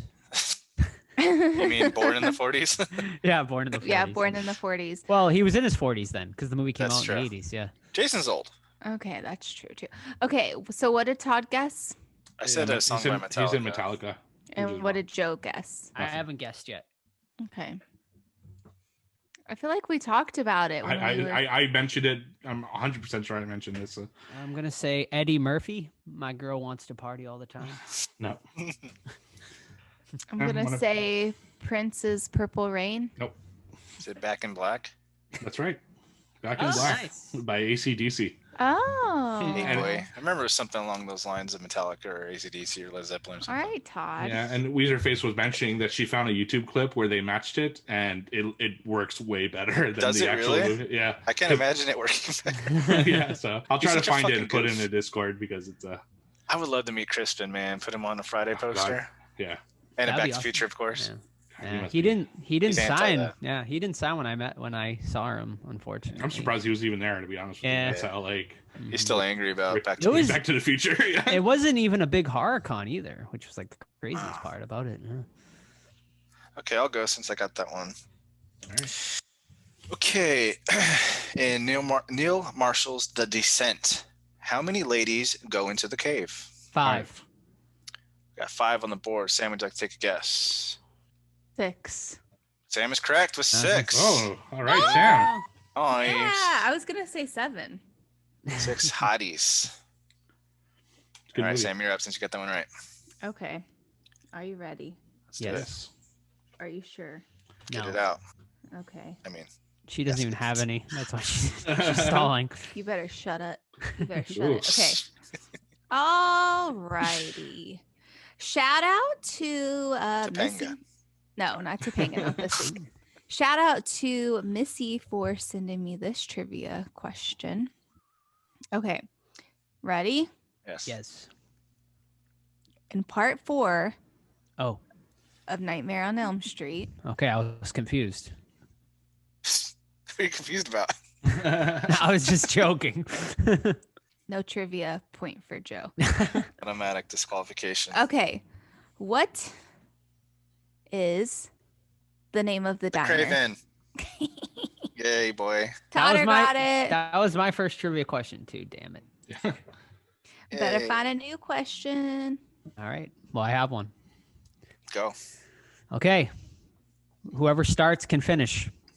Ooh, that's what she said. Ready? Are you ready? Yes. Yes. Okay. I'm trying to think how to phrase this. All right. All right. Give me or recite the famous. One, two, Freddy's Freddy's coming for you. 3, 4, Wait, you hold on. better I lock think, the wait, door. wait, 5, wait, 6. stop it. Better Everyone's lock doing it. your- I believe Steve was the first one to start. I think so we should all get a point. he Yeah, I can think we should all finish. get a point. No, I agree with that. All Point right, us, fine. Joe. It's not Joe, Wait, well, though. you guys did not finish. 3, 4, better lock your door. The door. 5, 6, get your crucifix. 7, 7, 8, better 8, stay the clean up awake. late. 9, 10, never 10, sleep never sleep again. Yeah, All we all right, know y'all it. get a point. Yes. Good job. Except for Joe. Whoop, whoop. All right. All right. Go ahead, Steve. That was beautiful. Let's see. Which question? I thought you were going to say, it's a dream warrior. Don't wanna dream no more. Docking. What is the name of Adelaide's tethered duplicate in Us? Oh. Oh, damn. I should 100% know this. Shit. Come on, Sam. This was for you. Oh my God. Lady. Killing me. I have no fucking clue. I can't remember. You guys want a hint? Yeah. Sure. Maybe it's because she's Irish. Red. That's correct. Oh, nice. Come on, Joe. That's an obscure reference. That's a I'm happy you got that. Yeah, that was a Shawshank Redemption reference right there. Yeah, which is a little funny Easter egg. Wait, about, how would I get that? What the heck? What kind of clue was that? I don't know. I didn't know if any of you guys knew that. Has reference. Sam ever seen that movie? Have you ever seen that movie, Sam? The Shawshank? I hope Maybe so. when I was a kid. It's You gotta one show of her my that favorite. one now. Yeah, that's a One of must the best watch. ever, yeah. All right. Wait, what was the fun fact? Steve, did you finish? Yeah, it was that Red in the book is an Irish white guy. Right. So as a nice little nod in the movie, when someone asks him why they call him Red, he looks up at the sky and says, maybe it's because I'm Irish. Great reference. Okay. In a Nightmare on Elm Street franchise, which film had the worst box office? 6. 6, yeah. I would think. Sam, would you like to take a guess? 7. Which is New Nightmare? Yes. Sam is correct. New Nightmare. Oh. Which- and I will save a bonus question for New Nightmare. Ooh. New Nightmare's so underrated. Ugh, hate it. love I it. hate it. Ugh. I Yeah. love it. Despise it. I love it. So I thought maybe because people were like curious about it, it would have made more than Freddy's Dead. But It's because Freddy it's is called so- New Nightmare. Freddy looks so That's- cool in that one, though. Like, he's Yeah. got the trench coat, and I love his look in that one. yeah, it's just Robert Englund. That one is terrible. Mm. As Robert Englund. Robert Englund as Robert Englund. Yeah. I mean, that's why I think I liked it. They did something. They tried to do something different with it, so I like respected that part about it. It has been a long time since I've seen it, so maybe I'll have to revisit it. A lot of earthquakes in that movie. There were a lot of earthquakes. Yes. Too many earthquakes. There's a company that sells the T-Rex stuffed animal, though. It's pretty cool. Oh. Yeah, and it's got like Freddy's claw glove on the side. It's fun. Sammer's up. Is that the one where the bus is on like all of those cliffs? No, that's 2. part 2. Oh, okay, fine. 7 is Underrated. New Nightmares when like Nancy comes back and like she's like plays herself, like the actress. Oh, the movie one. Yeah. Okay. Yeah. Mhm. All righty. Okay. What is Robert Englund's favorite movie of the series? 4. 3. Let's go the original. It would be 4, Dream Master. Oh, interesting. Oof. Todd's on the Taking that. comeback train. Yeah. Are we tied now, Todd? We might be. We are tied since you got that last one. All right. Son of a bitch. I'm coming for you, brother. Who's next? I think it's me. Back to Okay. the Joker. Freddy's sweater was originally meant to be these 2 colors. Ooh. Black and white. Incorrect. I can only think of one color. Let's go blue and green. Incorrect. Blue and green. That'd be weird. Sam. Although red and green's not scary. off Yeah. the top of my head either. Yeah. Yeah. Brown and brown and green. Incorrect. Damn it. Plum. Yellow and Incorrect. red. Like Correct. Yeah. It's Yellow like and red? Yellow and red? like the video Yellow game. and red. Yeah, so Craven. Do I get the point for Craven- that? Yeah, you get the point. Yeah. Craven originally based Freddy on the color scheme of DC Comics hero Plastic Man. Like Jeez. Plastic Man, Freddy could change his shape, and the idea was that Freddy would be red and yellow no matter what he turned into. However, after reading an article in Scientific America that said red and green are the two colors that clash most in human retina, Craven changed Freddy's color scheme. Jeez, okay.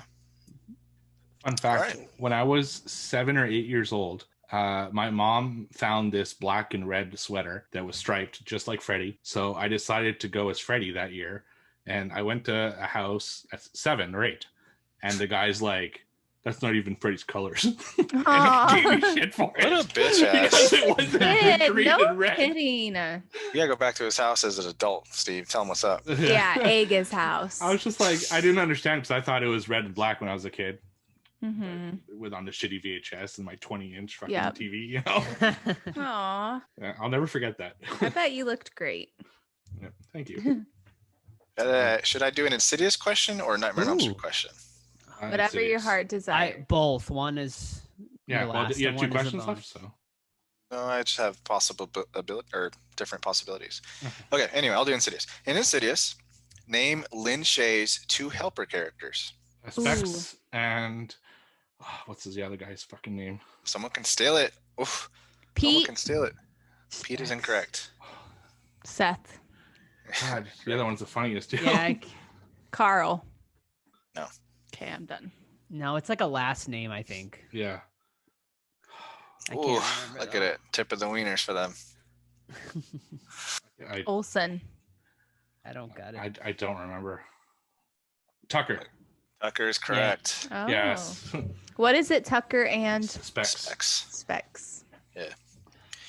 Who had to reach deeper for that one. All right. My last question. This might be too hard, but I'll ask it anyway. Where does Ash William work in Ash versus Smart. Evil Dead TV series? Oh, the TV series. Oh, Have you guys even watched it? Food Yeah, I watched the first season. Nope. I'll ask something else. Does he work at a bar? No, he is something similar to That's smart. That's Smart. I'll ask something else. You guys go. I'll go last. H Mart. No, it was actually Value Shop. Fine. So I'll just find a better question. Shop Smart. Shop S Smart. Mm-hmm. Okay. Do I go? Yep. Mhm. Alrighty.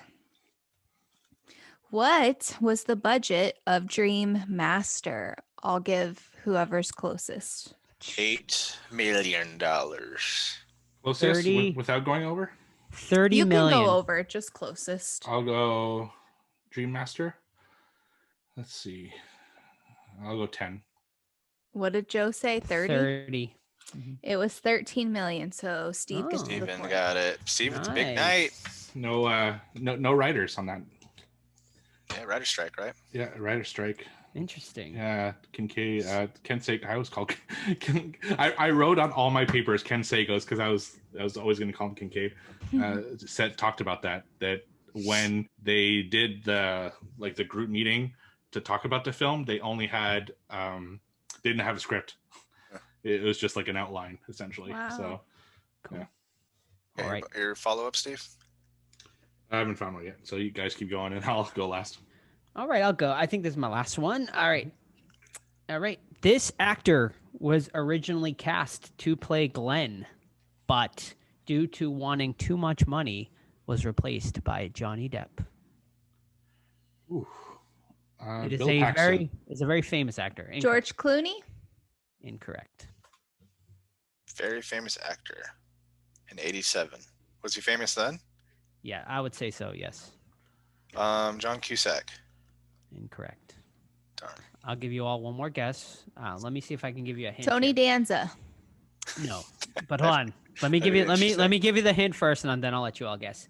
Okay. He has had a very long career. He was once married to a famous actress, Brad and Pitt. he was also in a very popular television show. Oh, Jim Carrey. Incorrect. I don't know who he would be married to though. Anyway. Very popular TV show. The guy on Cheers. Grammer? Kelsey Grammer? He's a high school guy. Jerry Seinfeld. Incorrect. The correct answer. Tell us the show. Charlie Two and a Sheen. Half Men. Oh, Charlie Sheen. Charlie Sheen, really? Damn. Yes. That's a weird, like, try to get for them if he was already famous. In a Yeah, small way. I would I mean- assume he was famous in night. Actually, Oh, he was Yeah, 1983. he was. right? He was in Grizzly too. So. Yeah. Oh my God, Steve. I don't know. Maybe he wasn't that famous yet, but I would assume he was if he was asking for too much money. He Like, did he do Platoon right before that? So maybe. 87 yeah. was Platoon and Nightmare, I think. Yeah, so that could well, have no, been not, you're thinking 87 was part 3. So Oh, yeah. part Sorry. 1 was like 83 or 84. Oh, I'm way off then. Yeah. He might have not have been famous yet. Though. No. No, I feel like didn't he do like some like Well, facts of life or something or Let's something? look. Let's look Charlie Sheen up on the old IMDb thing here. Facts of Life. Tiger Blood. He was No. on like I thought he was on some School Ties maybe. I don't, Well, we'll find out You're right thinking now. of Charles in Charge. What's Oh, his maybe. name? In charge. Da, da, da. Scott Baio.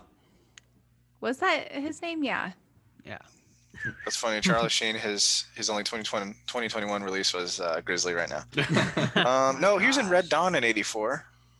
Okay. So maybe not too famous yet. There was anything before that or no? Just minor stuff that I haven't even heard of. Wow. So he was already thinking he was hot shit. I guess apparently. Oh, Before. and he's famous parent, famous brother, famous. Yeah, I guess. Dad. Yeah. Yeah. He didn't. His biggest one was Platoon in '86. Okay. I got tiger blood, bro. Winning. Go home to his ugly kids. All right. Is that all done, or still got? Yeah, my last one. All right. Which legendary creature impregnated Wanda in Night of the Demon, 1980? Wait, what? Night of the Demon, Yeah, Night of the Not- Demon, not demons. not demons. Oh, I don't think I've ever seen that actually. I don't think I have either. But I'm gonna say a demon. Trick question. All right. An incubus. Okay, my last attempt at a question. Steve's like, I spent 15 minutes finding this question. Wait, do you recommend Night of the Demon? I don't I don't remember. Okay. Steve's over it. In Nightmare on Elm Street 3, I know you guys seen that one. Yes. What's the name of the psychiatric hospital? Oh, Weston Hills. That's close enough. Is it close enough? Let's see. Judges. What's it called? It's West Hills.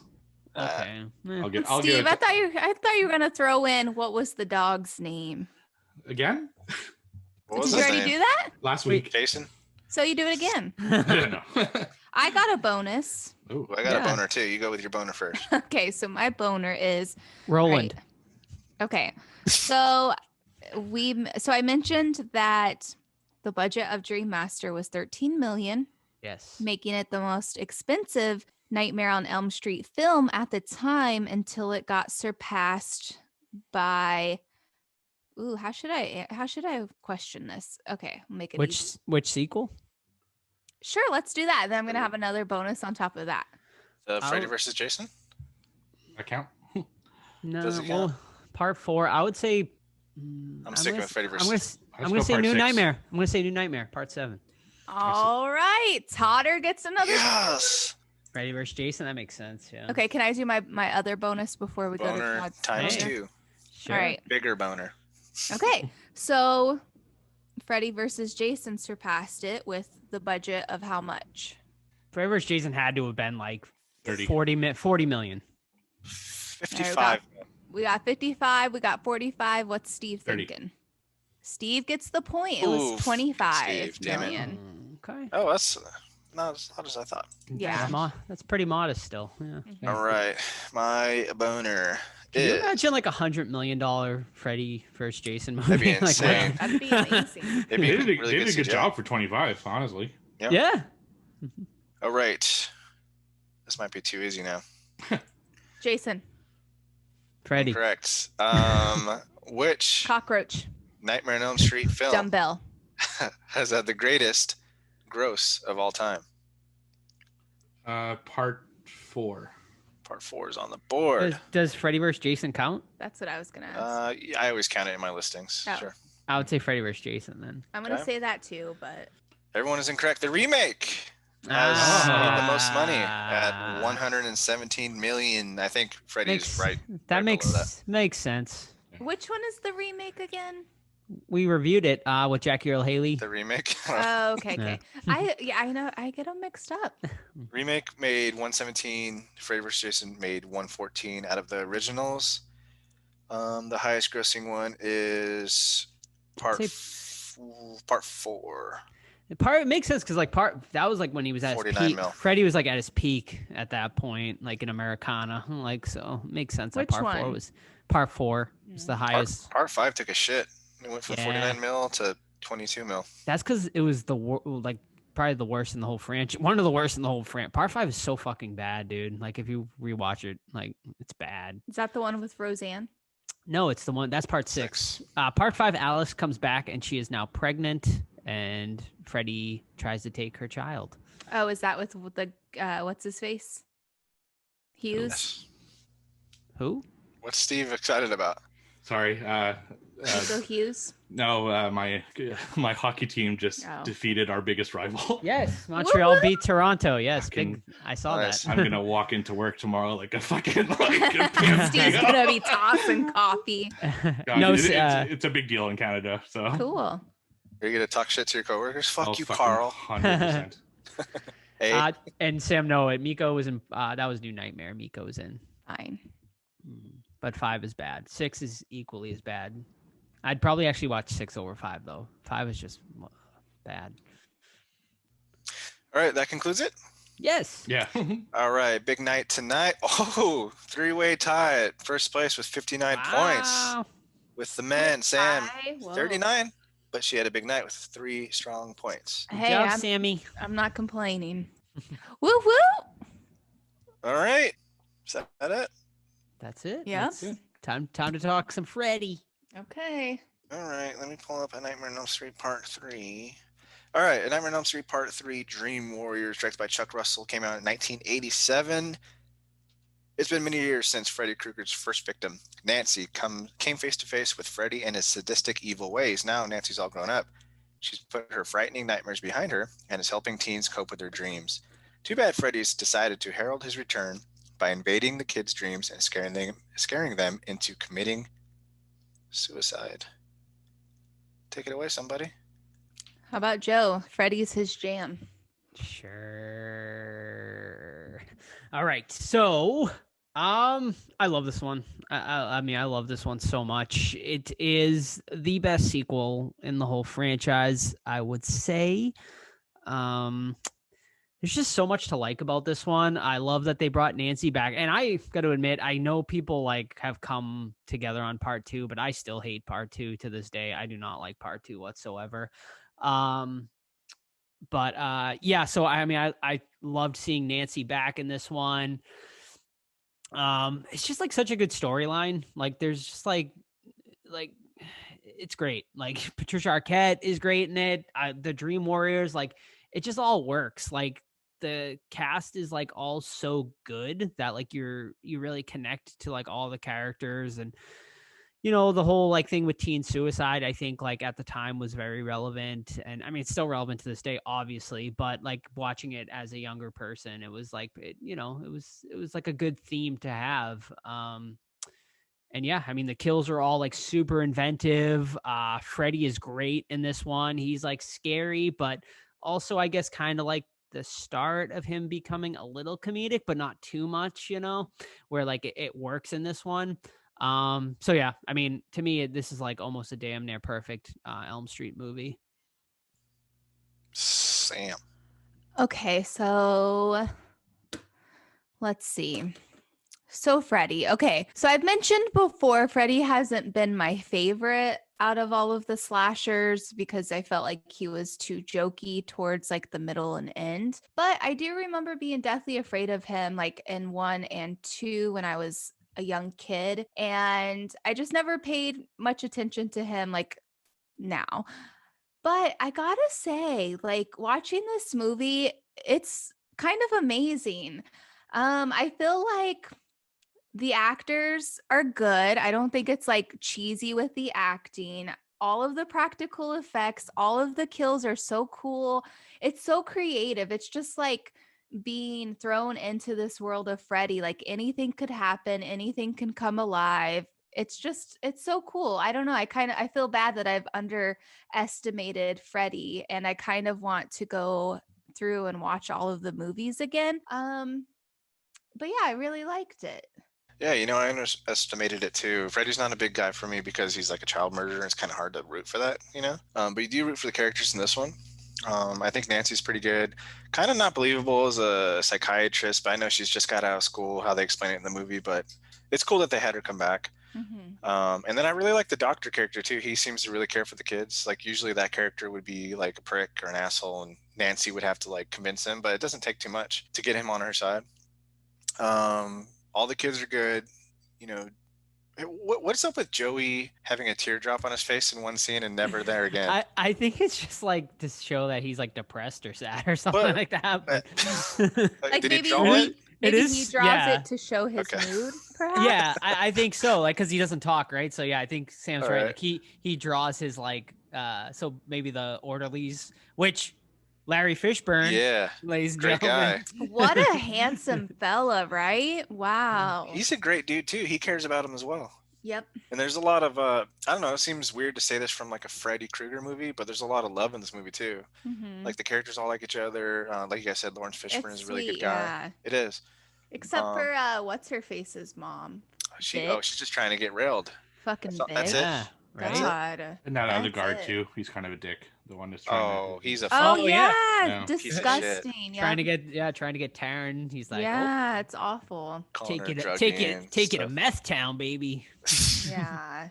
I personally think the movie goes a little bit off the rails when they're in the Dream Warrior stuff. I think it's a little bit goofy. That's where, that like, I can't help but snicker at some of the stuff that's said. I get it. I feel like it's so believable. Yeah, I don't know. It just for me, like the wizard, he's a goofball, and I love Kincaid, but like they pump him up and then he gets taken out pretty simply. Yeah, I was wondering about that too. I'm Yeah. like, come on, buddy. Joey's strapped to a fucking bed, like dangled over a fire pit. Poor guy. Oh yeah, with that whole like boob scene, Joe was Nice, going crazy. nice for scene, that. nice I scene. know that's no surprise. So yeah, it when they get to that part, it drops for me. I like the stuff in the real world better. And then how are you gonna justify like, oh, she committed suicide by jumping 6 feet in the air in the TV? Todd, that's what I said. I turned my head slowly to Joe and I said, "So you're gonna tell me they think that she committed suicide with that? Like Yeah. what?" But fantastic kills. So like with the puppet master stuff, so gross. That's a Oh great my scene. God. Sorry. I Go for forgot it. all about that scene. Like, I wish I could see the reaction of people watching this movie in the theater back then with that marionette scene. That is like so gruesome. It's freaking gross. Like, what the fuck? yeah. And then It was good though. yeah, and the special effects definitely carry over into part 4, which is good. Yeah. But yeah, like I said, it gets a little bit goofy for me at the end there, but I still think it's a wild ride. But what about Freddy as the snake or worm? Is he Oh. a worm or snake? I think worm, right? A little bit of both. I don't think you're wrong either way. Amazing. Can you imagine being Patricia, like filming that? Like it would still be so creepy, even if Yeah. you're acting. I would love to see like how they did that, like the movie Like, be magic in the behind room that. of it, yeah. It's so fucking cool. Yep. Yeah, and I echo what everyone said. It's like the perfect meld of the first one, which is dark and kind of more serious, and the later ones, which are goofy and stuff. So I like that they're not going like too heavy-handed on either ends.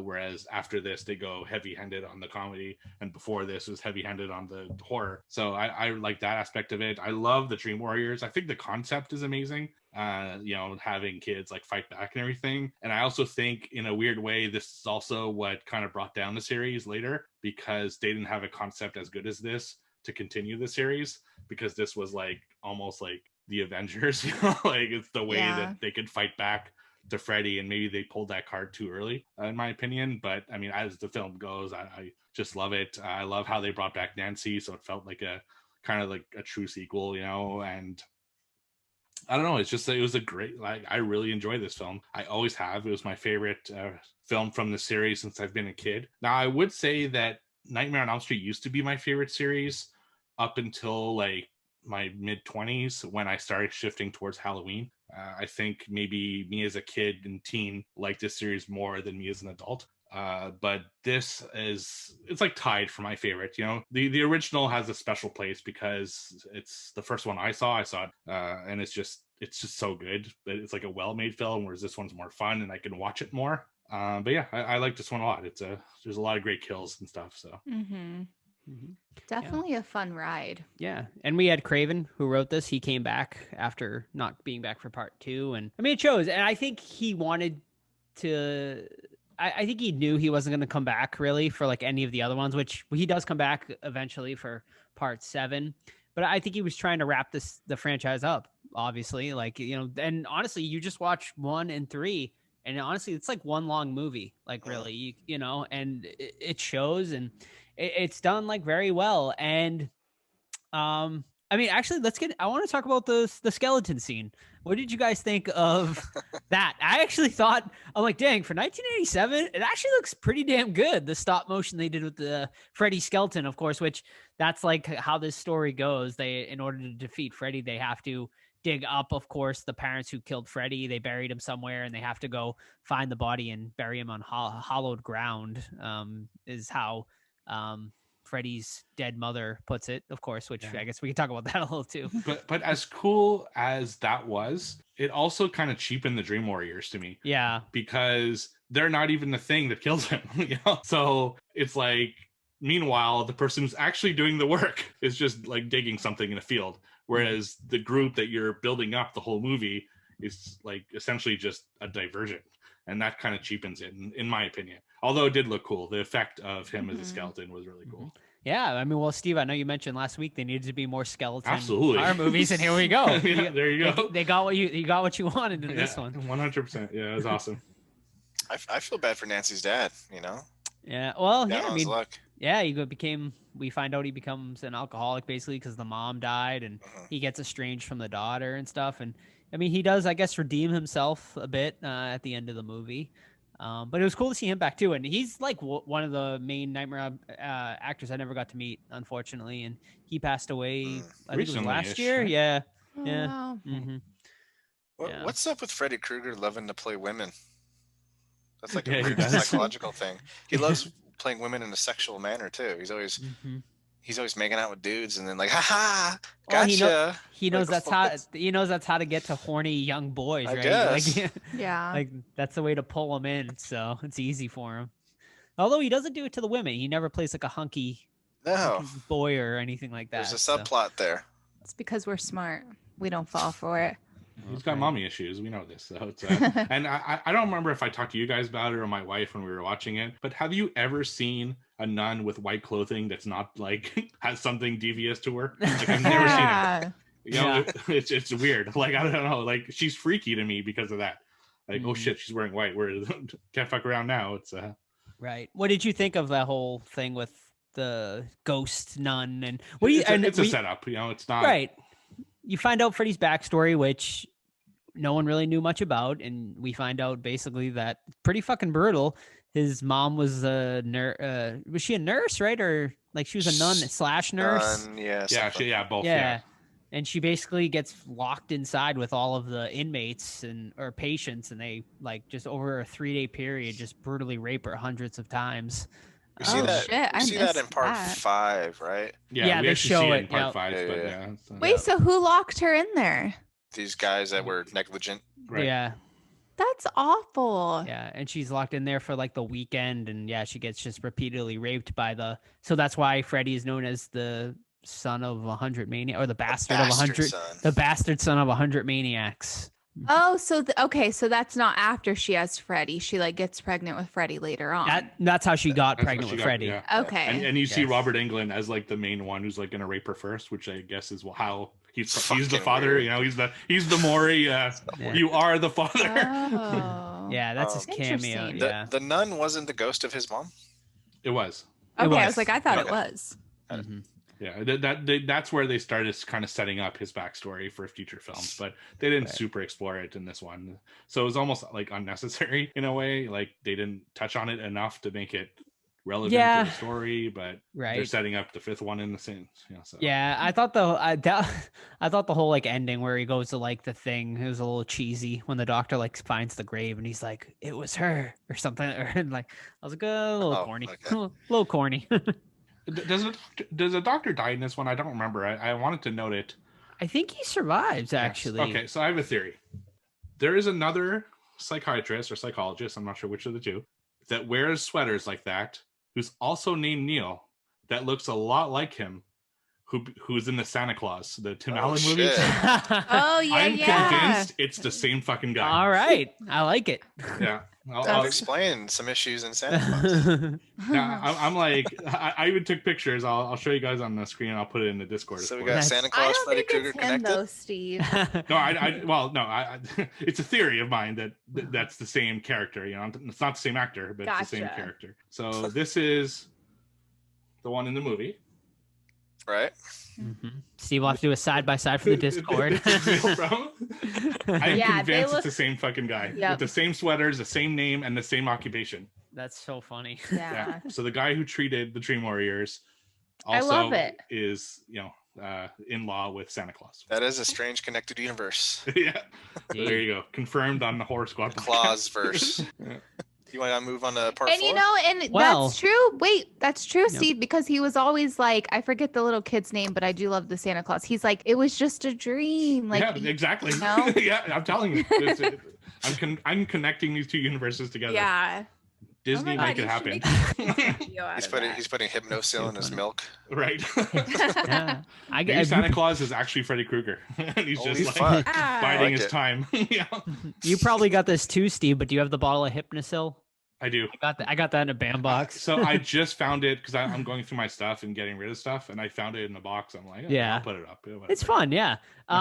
Before we go to part 4, Steve, or Todd, I just wanted to mention Nancy's death, of course, which is like obviously a shocking moment, I would say, at the end of this. I don't think people expected it. I mean, did you guys expect Nancy to die at the end of this? I don't even remember her dying, and we just watched this. I didn't expect it, but I felt it was earned, like versus Laurie, which wasn't earned in Halloween. So I was fine with it. Like I didn't know where else they'd go with that character. Yeah. So I was fine with it, but it did surprise me when I first saw it. How'd she die? In What's Her Face's dream? So John Saxon, Freddie comes kind of fools her by playing her dad, saying like I'm passing over, Yep. and he okay. goes to hug her, and then Freddie stabs her. in the Yeah, chest. that's right. I think it's Sounds fine. cool. Usually you have the final girl lasting 9 movies, and you're like, all right. Yeah, Damn it. I think I liked it too. Like I mean, it was like a good way to end her character. Like she helped like a new set of kids, defeat Freddy, and yeah. So I dug it, and like I said, I mean, I think that was Craven's way of trying to wrap up the franchise, which obviously not how it goes, but yeah. Oh, I was gonna ask, how come he didn't want to come back for part 2? I don't know. It's a great question. I'm sure there's a whole thing about Yeah. it, but I don't know if it was money Alright. reasons or if he just thought, a one and done type thing, but You guys want to rate it? Yeah. Yeah. sure. I'll rate it. I'll start it. Like I said, it's my second favorite in the whole franchise behind part 1. However, I do think this one has a better rewatchability. Like I think it's more of an entertaining movie if you're gonna watch any of the Nightmares. But I love it. I'm giving it a 9. Very nice. And it's 4.5 out of 5 on Letterboxd. Okay. Sam, you want to hit it?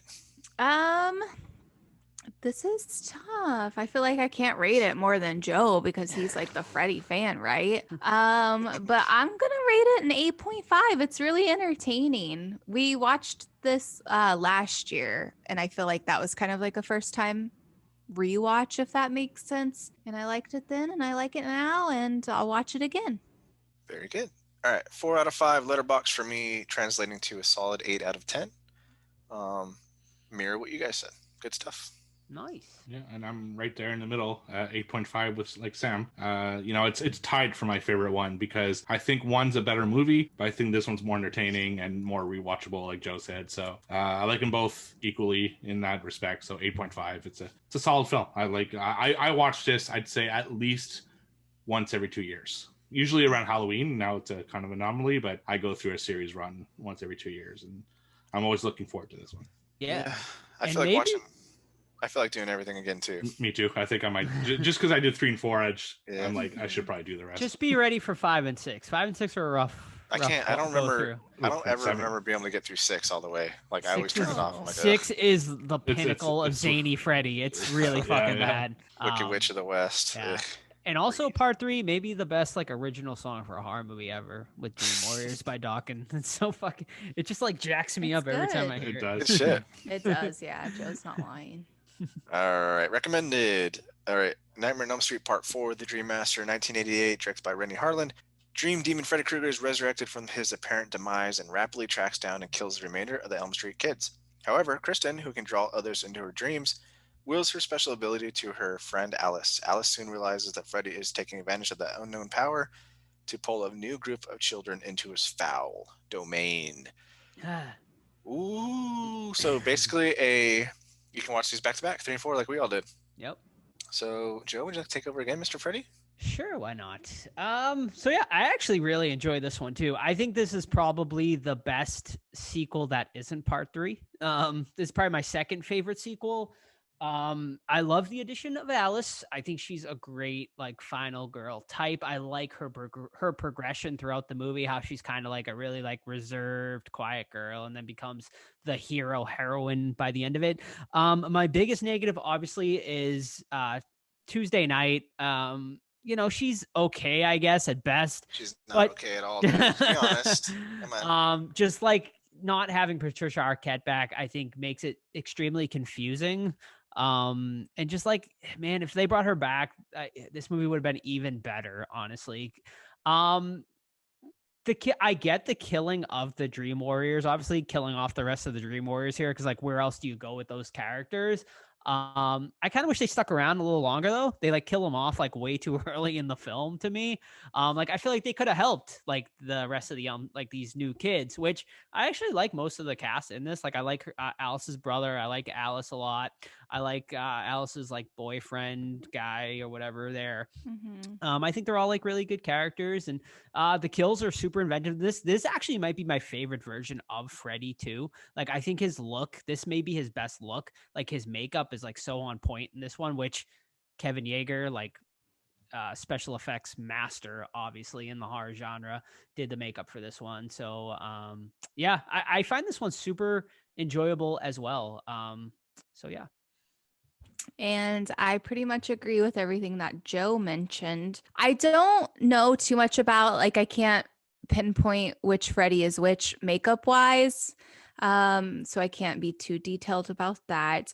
But going back to just like all of the kills and the whole set design when you're in a dream with Freddy, like the lighting, just the whole, like all the details are so cool to look at. It's just like being on one Freddy roller coaster ride in my eyes.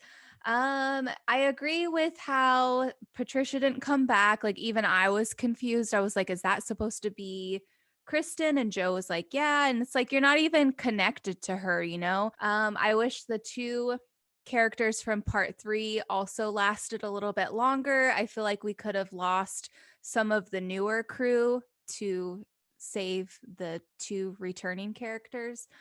It's but I gotta- actually 3. Is it 3? Who else was it? Yeah, Kincaid, Joey. and Who's the Kristen. third? Patricia Kristen? Arquette. Or Tuesday Well, Night. see, and Tuesday. that's why I don't even count her because it's a different person. Right.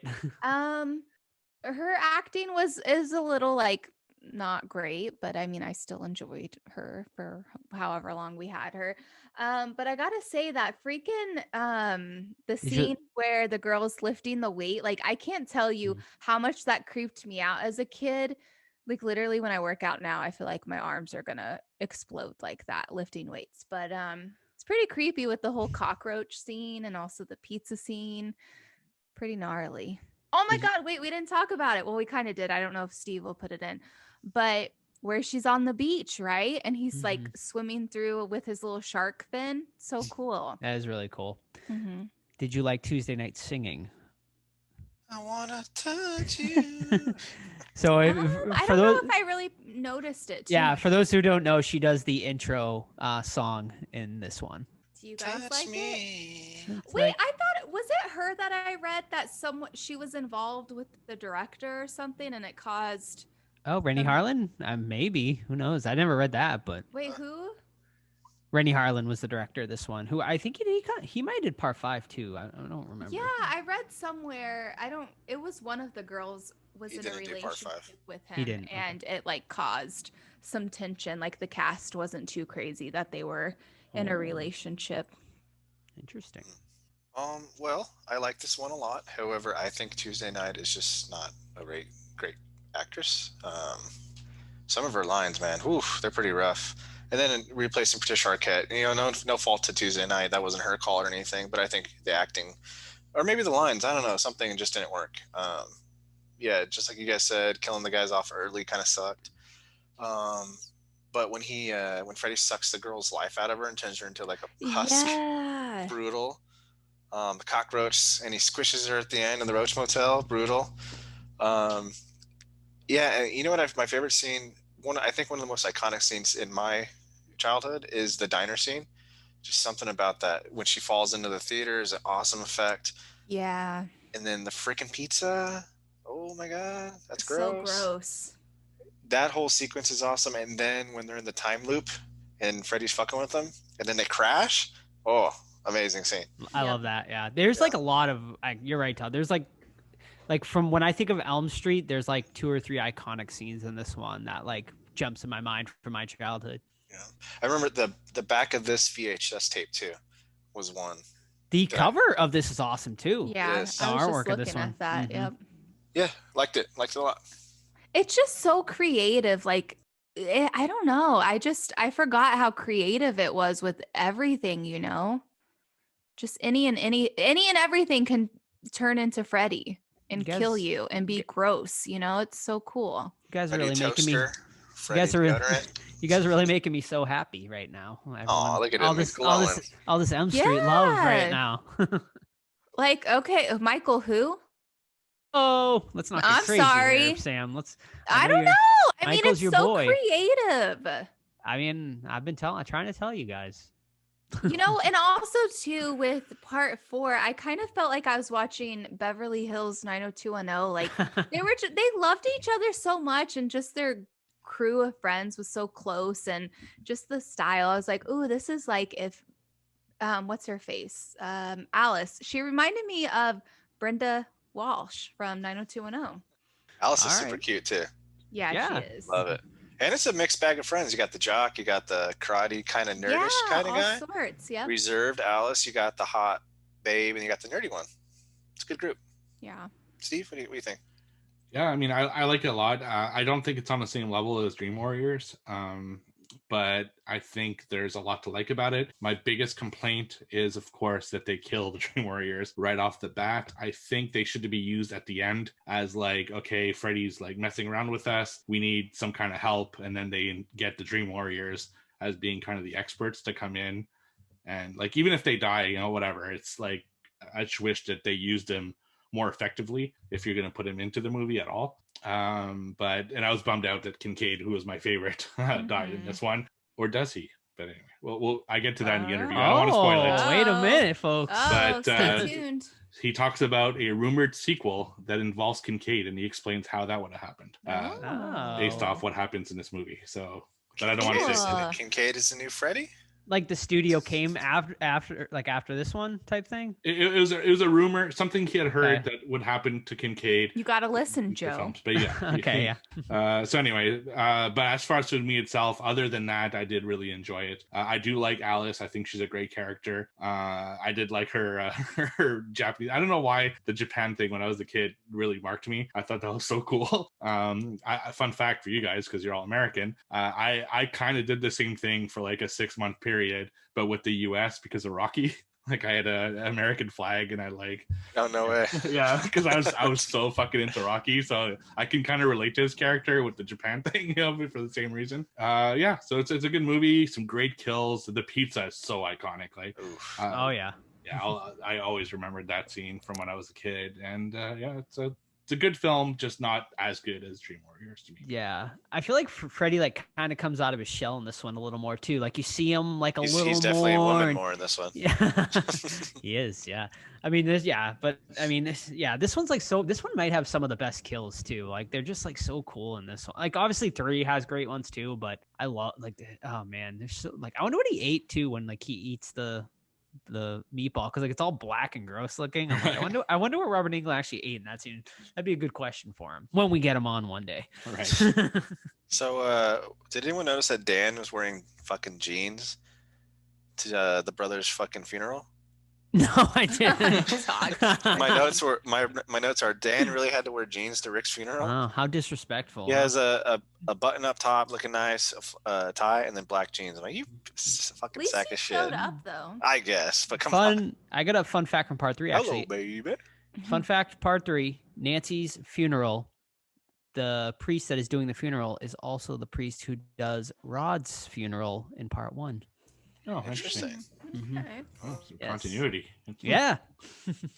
Which is actually part 1, like just a brutal line for a priest to say at a man's funeral. He's like, those who live by the sword die by the sword. I'm like, wow, fucking brutal. Like Seriously. just throwing that out there on Rod like that, even though he didn't even kill Tina. Justice for Rod. Aw. Get a shirt Okay. made. But what about when Freddy dies in this one?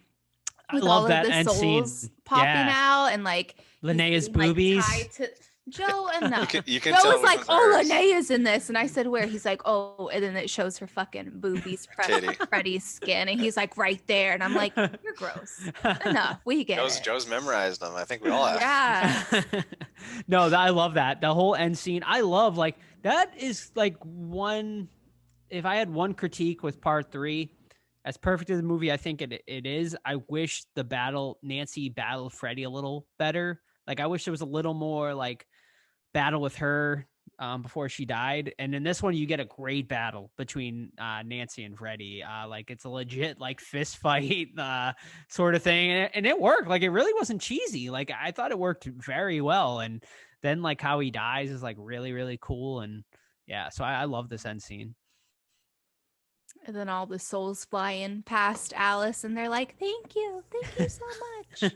So sweet. Yeah. Did you guys like dig that? Like how she like absorbs the souls, like, and that's how she It's becomes the kinda Dream goofy. Master. Yeah, Yeah. it's a little goofy. Yeah.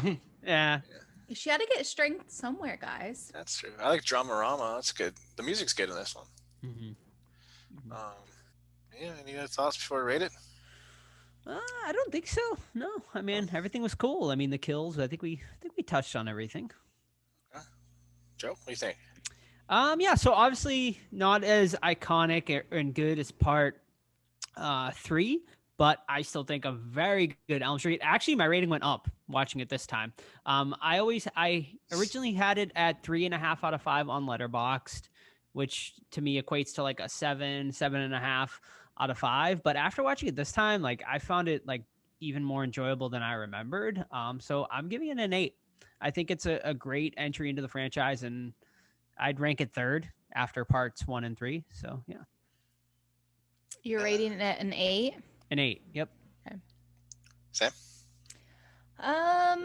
So I can't rate it with all of the nightmares because clearly I don't know my nightmares, but I'm gonna give this one a little bit of a lower rating and go with a 7.5. Nice. Okay, I'm gonna bump it up to 7.8 because that cockroach scene with her arms, it's just Ugh, dangling in the hallway and she's running and they're flopping around. It's gross. It's what nightmares are made of. Ooh, that's the tagline for our show. Yeah, my rating has gone up as well, and like I said, the diner scene is one of top scenes from being a kid. So I give it a solid 8 out of 10 as well, 4 out of 5 on Letterboxd. It's fucking good, and I got my series ratings if I can do it real quick. Part 1, Part 3, 4, Part 2, Freddy vs. Jason, Part 5, the remake, New Nightmare, and Freddy's Dead, rounding up the end. Freddy's dead? Part 6 for my least favorite. Oh, okay. Did you put the remake in there? Yeah, you did. I did. Okay, Yeah, I third missed it. from the last. Okay. For me, I'm the lowest out of everyone. I liked it a lot, but I think there were more issues in this one than there was in the other one. But it's still, like you guys, my third favorite Elm Street film. So I give it like a 7.5. So not too much lower, but a little bit lower than you guys. Cool. Nice. Recommended. And Rennie Harlan also directed Deep Blue Sea, which I know you're big And on. Die Ted. Hard too. Die Hard 2. Oh, did he? Wow. I was Oh, gonna cool. ask what else he directed, but I Yeah, saw that's that. what I knew him from. The Exorcist. I saw that Yeah. at the beginning. The Yeah. beginning. I don't think Oh. I've seen that one. Which one is that one? That one's pretty good, actually. That's the one That with like 3? Stellan, right? Stellan Skarsgård. Is that the one Yeah. they did twice? Yeah, they did twice at the Yeah. same time. Yeah. They Yeah. did. Oh. That one's actually pretty good. This one, the beginning one with Stellan Skarsgård's actually pretty good. I'd recommend that one. Okay, check that out. All right. Join us after the episode. We have the interview with Ken Sagoes.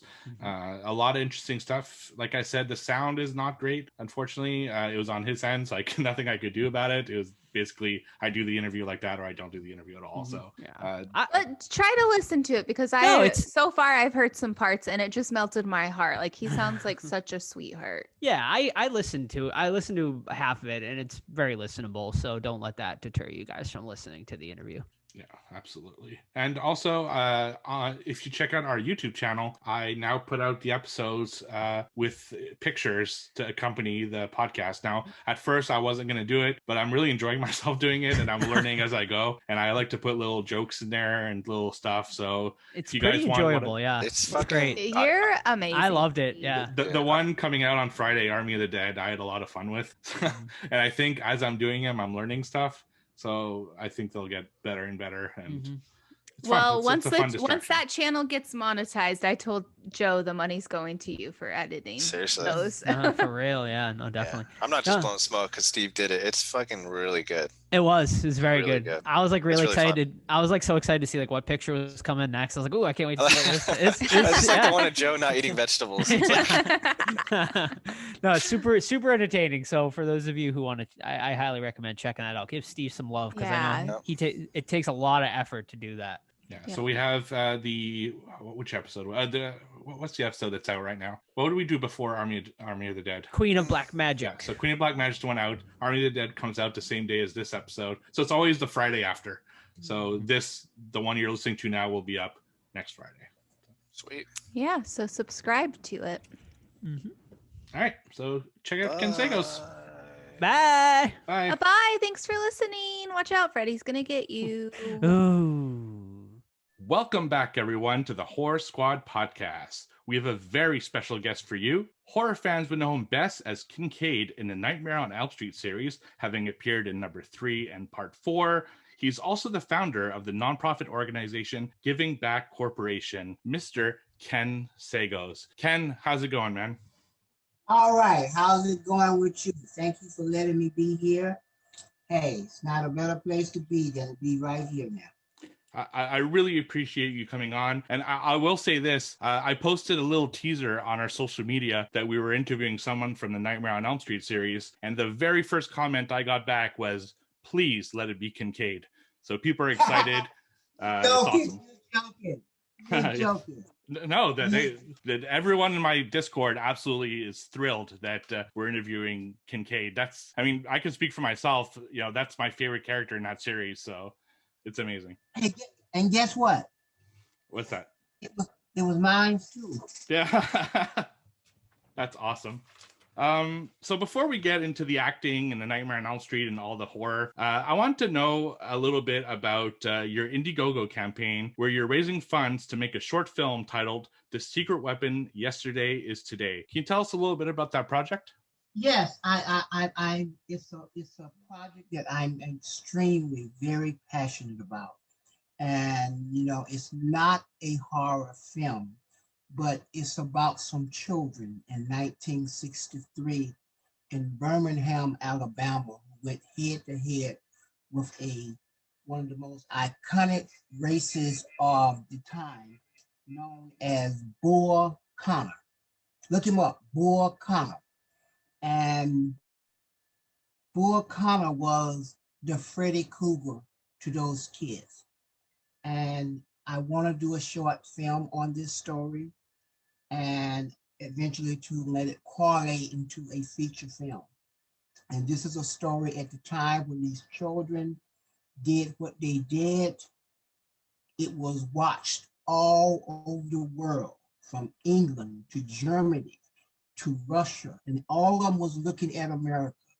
And that's how powerful this story was. Now, if you're familiar with the civil rights movement, Dr. King, Reverend Fred Shuttleworth, all the great civil rights leaders at the time did not know what to do because the civil rights movement was at its weakest.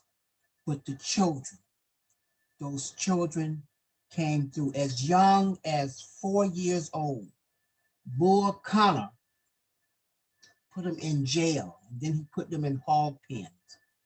And young kids as young as 4 years old, because they was all out there marching for freedom and for the rights to be able to do the things that everybody else does. So what I need from the horror fans is that I need you all to support my campaign. And I'm giving some wonderful, wonderful gifts for your support to help me raise money to reach my goal. I only have about 20 more days to go, and I really need your help. And I'm sure we'll talk about it some more, Steve. But, Yeah, absolutely. We're going to speak about more. And for those who are listening, the way you can do that is to go to www.thesagoscompany.com, and you'll find some wonderful perks that you can buy from Ken, including a 2-picture postcard, a double-sided bookmark, a double-sided dog tag, a wristband, and my favorite, something I absolutely had to have, which I bought immediately after speaking to Ken the first time, was a Kincaid Abstract 16 by 20 canvas, of which there are 34 being made. Is that right, Ken? 34, because it's been 34 years since it was Nightmare on Elm Street Part 3. And when I was in high school and I was on the football team, my number was 34.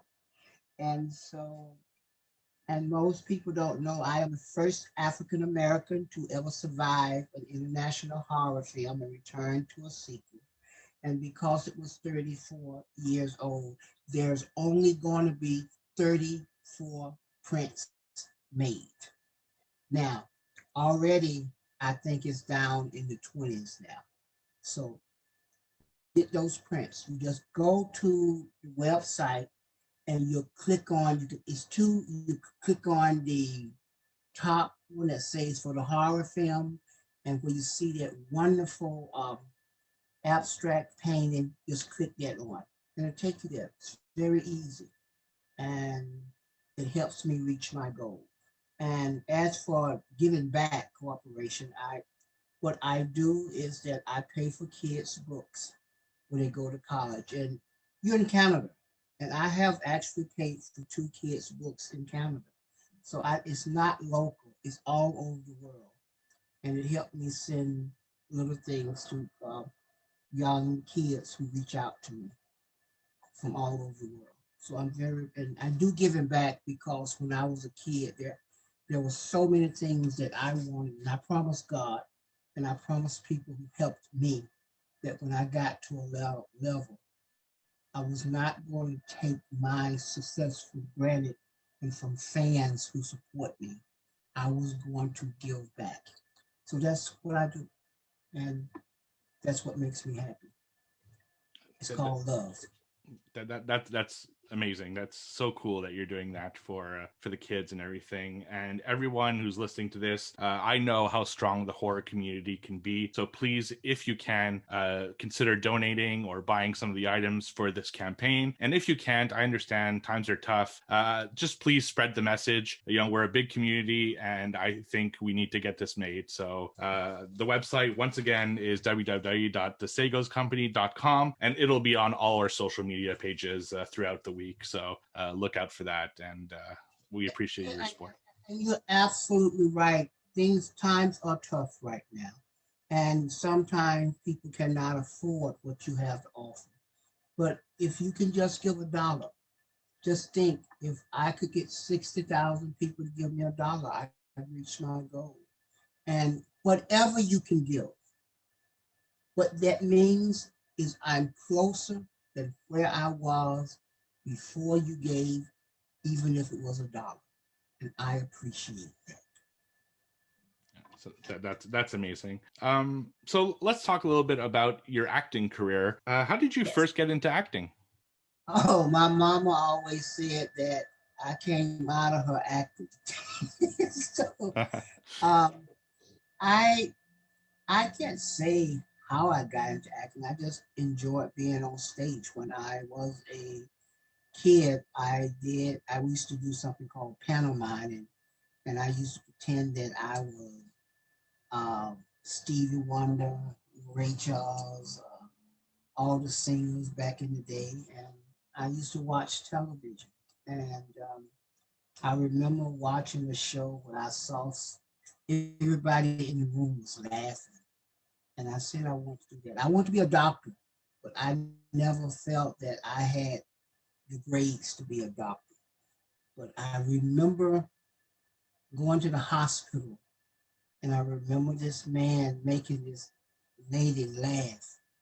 And I said, hey, that's another doctor. So I feel like performing is being a doctor. And so when I moved to Los Angeles, I auditioned and got roles. And eventually I was blessed enough to stumble across the Nightmare on Elm Street Kincaid role. That's great. So were you a horror fan before getting cast as Kincaid in Nightmare on Elm Street? And had you seen the previous 2 films in the series? I had not. I did not know anything about A Nightmare on Elm Street. I wasn't a horror fan, but I did like a show called The Birds by Alfred Hitchcock. And greatly enough, blessed enough, I got a job at Universal Studios, and I was a walk-in security guard. And one of the people that I got to meet in his last days was the great late Alfred Hitchcock. Oh, wow. And one of the things that he said to me when I told him what I wanted to do, I would never forget. He patted my right shoulder, that's how much I remember, and said, don't give up. And that was it. That was it. So it was The Birds. And so I do eventually want to write some type of horror film in honor of The Birds. I have 2 ideas now. That's awesome. I mean, wow, meeting Hitchcock, that must have been really something. You know, I was at Universal Studios, and I met so many of the late, great, iconic stars. I met Lucille Ball. I met Telly Savalas. I met Vincent Price. I didn't talk with him like I talked with Alfred Hitchcock. I met them all at the time. I met George Burns, who gave me some advice for doing stand-up. It was all there. And Joan Rivers saved my job. Shirley Jones, I didn't really meet her, but she smiled at me every day that I really needed some type of joy in my life. So working there was like walking through the streets of the University of Entertainment. And I got a chance to meet them, not necessarily know them, but to meet them, and their eye contact gave energy to me that, hey, this is what you should do, and this is where you should be, and this is what you're going to be. Now, watch us, because this is how you do it. Wow, that's amazing. And I took classes for Marlon Brando, by the way. Oh my God. Wow. Well, that must have been really something. I studied with Marlon Brando. Speaking of iconic actors, of course, being cast in Nightmare on Elm Street, you got to work with the amazing Robert Englund and the rest of the amazing cast. I mean, Lawrence Fishburne and everyone else. What was like working with those people and the rest of the cast of Nightmare on Elm Street Part 3? It was a blessing when I got when I first came to the set. I did not know Robert England.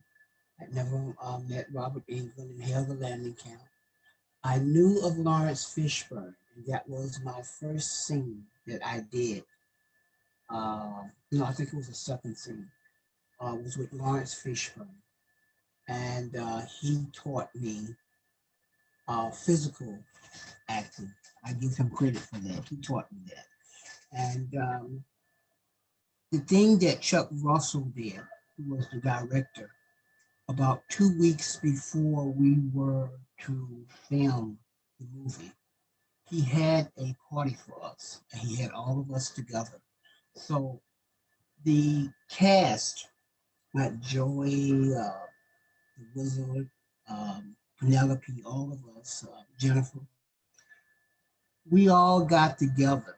I think it was twice before we shot the movie. So we had become friends.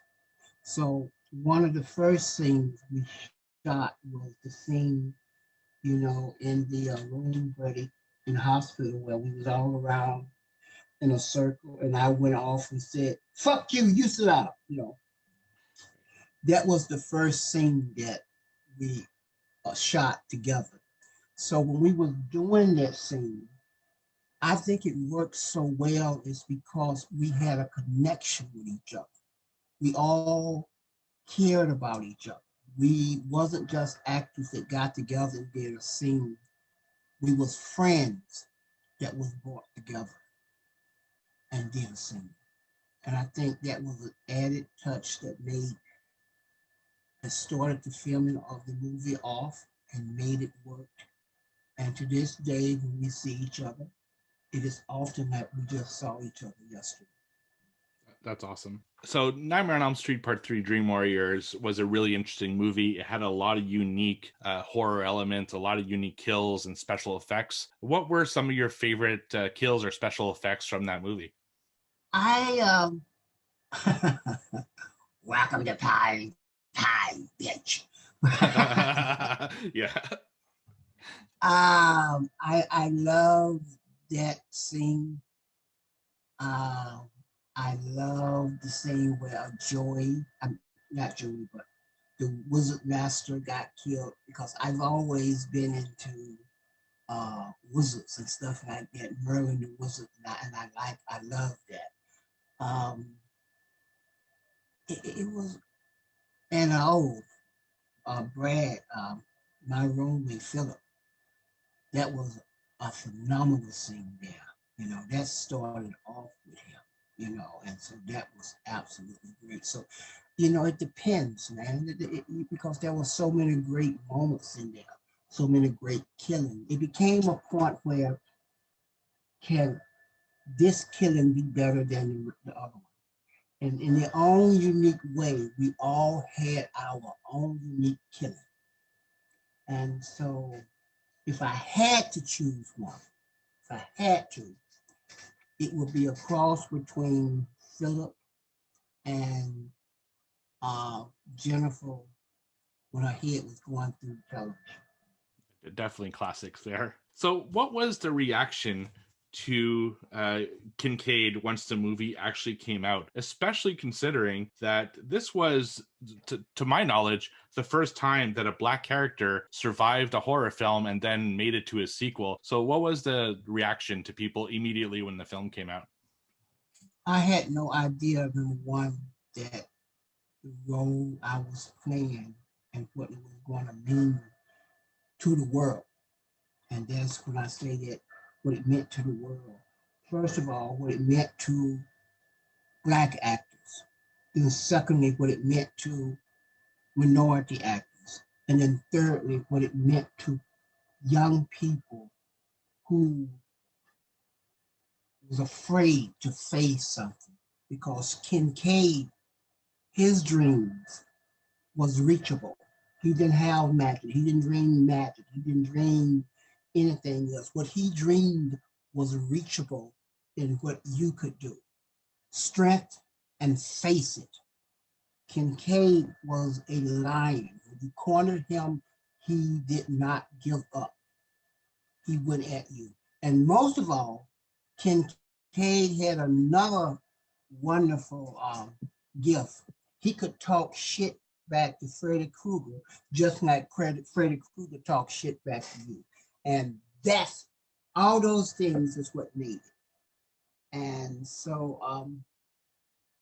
when I know that Kincaid had arrived, is when I would be in certain places and people wanted your autograph. And it was just a wonderful role.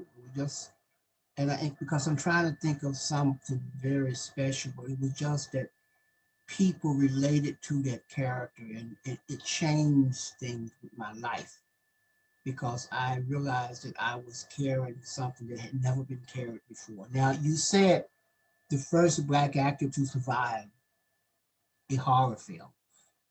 Technically, I was not the first, but when you come to internationally, all over the world, I am the first.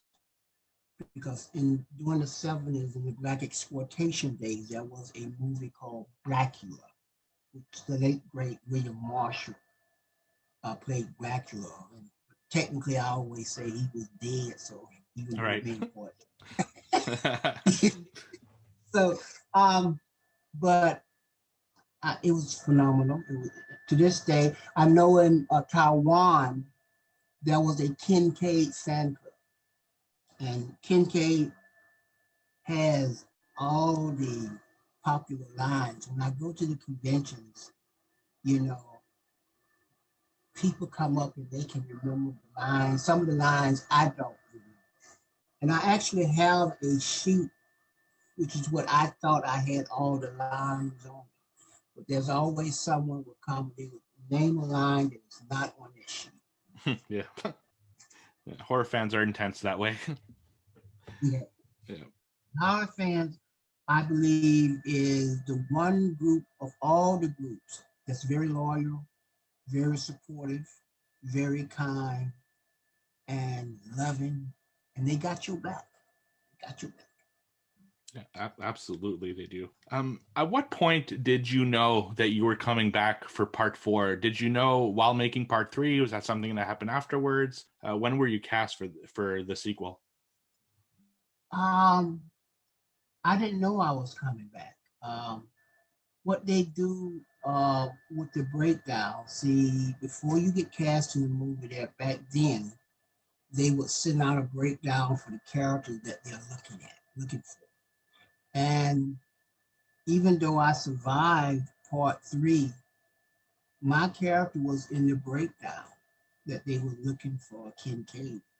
Now, I believe, I don't know how true this is, I believe that because things had broke down between Patricia Arquette and New Line about her coming back to do part 4, that they was not going to go through that with Joy and I. So they put this in the breakdown just in case. But maybe I think it was 2 weeks before we was to film. I just got a call and they said, "Well, you doing Nightmare on Elm Street again? Are you in?" I said, "Yes." What was your reaction when you heard that the Kristen character was being recast from Patricia Arquette to Tuesday Night? I was sad, but I got to realize I had got attached to Patricia Arquette. That's who I saw as playing Kristen. I didn't see anybody else playing Kristen, so I was sad, but I knew that whatever the decision was that she did not want to come back, it was her decision, and you have to accept that.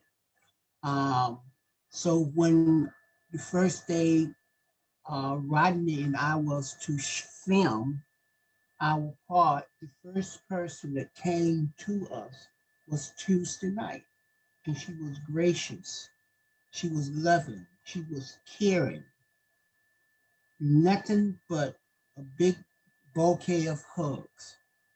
And I don't believe she was trying to make us like her. That's just who she is.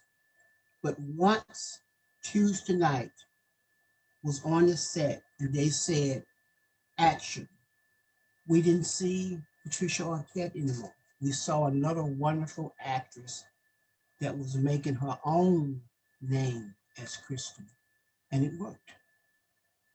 It worked. Yeah, it's just, yeah, she did a really great job with the role. You know, it's almost impossible to fill shoes like that, but she did great. She did brilliant. She was brilliant. She was brilliant. I know a lot of people have something to say, but she was brilliant. And not only that, to come in and to do that and to take over just like that and pick up the baton, that's a true talent. That is a true talent. Yeah. And then she can sing. She can sing as well. How can she? Yes. I mean, the theme song of Nightmare 4 when you open the movie open is Tuesday night. Oh, that's right. That's right. Yes. Yeah, that's great. And I just heard, I think she just got another album out, and I heard a couple of her songs about a month ago. Just great, just great. So wonderful talent. Oh, yeah, absolutely, she is. So, what was your initial reaction when you read the script for Part 4 and realized that you're going to be killed off fairly early in the film? Were you bummed out, and how did you feel about the way that they got rid of the character Kincaid in that film? Three things. Being a writer myself, I understand. But if they had asked me, Ken Sagoes, to write Part 4, I would have been there, still there. Right, of course. Okay. But when Rodney and I went up to meet Rennie Holland, the director of Part 4, there was no script because the writers was on strike. There was just a treatment. We only read the treatment. We didn't really see a script until maybe a couple of days before we was to go shoot, and we knew that there was a story. I knew I was getting killed. I didn't know how long I was going to be in the script, but I did know that because Patricia Arquette did not come back, we was not going to be in there as much. I believe if Patricia Arquette had returned in Part 4, we probably would have been in the script a lot longer. Probably we went to the end. But because she did not come back, they was trying to get rid of the old and move on with the new. So, and at that time, the movie had to be a certain length, so they could not spend that much time on the old cast, which was Rodney and myself and Tuesday night. And so they got rid of us. And that was it. I had to accept it. And you don't dwell on it. You just move on. That's what I did. But at the end of the day, I didn't have to say anything. You said something. And that's what I like. I did my job in Part 3. And I thank God that I did it so well that you, the fans, appreciated me. And you let New Line know they fucked up. Yeah, for sure. And how did you feel about the way that you went out in Part 4? I like the fact, I liked how I went out because it was the junkyard. It was just me and Freddie. I wish that I could have got a chance to have a long, drawn out, kick your ass fight. That he got the best of me and I got the best of him. Of course, he was going to win.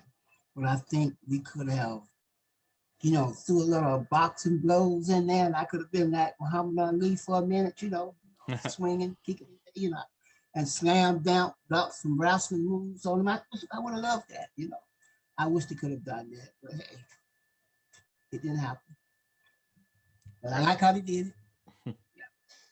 I heard a rumor that there was talk of maybe somehow bringing back Kincaid in later films, or I even heard of a remake of Part 3 to redo the Dream Warriors. Have you heard any of those rumors, and can you confirm or deny any of them? I've heard there rumors, of course. I mean, they're doing a remake of all the great movies of the 80s, and Nightmare is one of them. It would be ludicrous for them not to think of a remake because part three and part four were the biggest money makers, and they've made remakes of the others. So it would be quite ludicrous for them not to think of it. Now, I'm told there was a rumor up. If you go back and you watch Nightmare 4, my last words to Freddie was, I would see you in hell. I was told that they was contemplating on possibly that Kincaid was trapped in limbo, and he was going to come back and fight Freddy in the dream and protect the other dream warriors. That's what I heard. And I guess it makes sense because I'm the only one that have suggested to Freddy that I would see him again. This is not the end, motherfucker. I'm gonna see you again. So I did hear that. Now I don't know how true it was. Again, that's something I heard. Yes, it was out there. I wish it had happened to me. Yeah, that would have been so amazing. That would have been awesome to see Kincaid come back in a future film because he is such a beloved character, and you're a beloved actor for having played that character, which brings me to my next question. Now that COVID is finally starting to having the light at the end of the tunnel, will we be seeing you at any future conventions, and is that something you like to do, go to horror conventions? I like to do about 2 or 3 a year. I would love to do one. I think I talked about this before we started the podcast. Is I've never been to Canada, and I really want to take some time in Canada. So when I come up in your area, you got to give me a tour. All right, you agree with that? 100%. So yes, I just did a convention this past weekend in Las Vegas. It was with the Days of the Dead, and I'm scheduled to do one July the 16th, 17th, and 18th at the Kansas City Crypticon. And I think I may do maybe 1 or 2 more because, after being locked on the lockdown for so long, I'm eager to get out. Yeah. And I like to meet fans. So, yes, and doing the convention right now helps me in 2 ways. I give out scholarships every year, and all the money that I make at the convention right now would go to my scholarship program and my short film. Yeah, that's awesome. And like I said, I really hope to see you up in Canada someday soon because I would love to meet you and get some stuff signed. It would be an absolute honor. Yes. Now that you've been in the horror community for a long time, do you watch horror films now? And if so, do you have any favorites that come to mind that were done more recently? I don't watch them. I'm a big fan of the horror films in the 80s and before the 80s. But nowadays it just gory without a reason, if you know what I mean. Because I don't want to put down anyone's project. That I won't do. I don't want to put down anyone's project because I think to get a movie done and to have a dream to do a film and you go out there and do it, it shouldn't be talked about. It should be praised because I don't think people understand what go into having to do a film. But my choices in what I want to see in a horror film is something that's going to make you scary and think about it. The thing with Nightmare on Elm Street is because it was something that everybody could relate to and everybody have dreams. And to think that in your dreams, this here could be a reality is what made the Nightmare on Elm Street sequel work. And then if you go to like Halloween and the others, it had a story. It wasn't, it had a story, and you was killed and it led up to it. Nowadays, you are killed just because it's time to kill, but it's still a piece of work, art that someone loved, and I appreciate that. It's just not anything that keeps me in the chair. And a final question for you, Ken, before we close off the interview. Is there anything other than, of course, your short film that you're trying to make that we can look forward to in the future? Anything else you're working on? You were talking about possibly writing some horror films. Is there anything that you want to plug for our audience? Right now, just my short film, and I think I owe it to my fans as a writer to at least write a horror film. And I'm a big fan of, if you don't see something you like, then go out and make something you like. And for the longest, it was like I was waiting for Hollywood to come back and discover Ken Sagoes. But now I have chosen to go out and discover myself. And if I had to say that to any fan out there, anyone who have a dream, don't wait for Hollywood. Go out and do it yourself. If you can wake up in the morning, you can dream and do it yourself. And since you're about to end, I guess, I have to say and give homage to each and every fan out there that appreciate me. But the truth of the matter, I must appreciate you, because I am who I am because of you. And I say that. But as much as you praise me for doing what I do, I have to be a little more humble, because you are the wind beneath my wings. And I don't ever want you to do it. So thank you for that. I thank you. And I'm looking for acting jobs, and I'm going to keep pushing. And I'm asking again for the support of my short film. Even if you just go and make a donation of $5, it's closer to where I was, because this is very, very dear to me. Very dear. Well, I just want to help your campaign as much as I can. Honestly, it's such a great cause, and I really hope that the horror community can band together and get this made. It's an important issue. It's unfortunate that 60 years later, this is still a big issue, which is sad, but... Unfortunate. Did you get a chance to actually see the crowdfunding? I did, yeah. Yeah, because it explains everything. Mm-hmm. Yeah. So, no. Yes, it is. Yeah, absolutely. You know what? We're going to make it work. We're going to get this thing together. And, it's not a thing that America got to get together, that Canada got to get together, that Russia got to get together. We all got to come together and be one big fist, take the politics out of it, and get it together.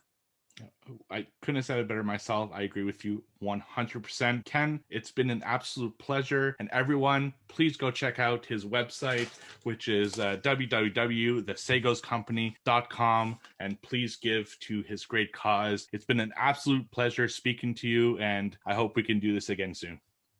Hope we will. Awesome. Thank you very much. Man.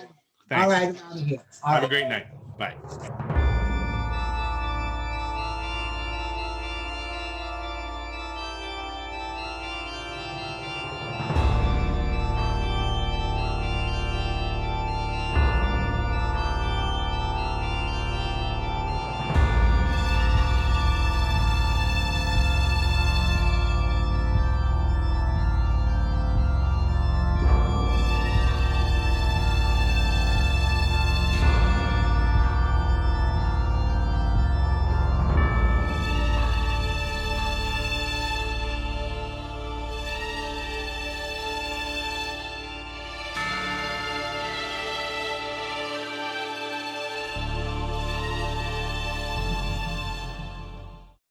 Hootie-tootie, disco kitty! Hootie-tootie, disco kitty!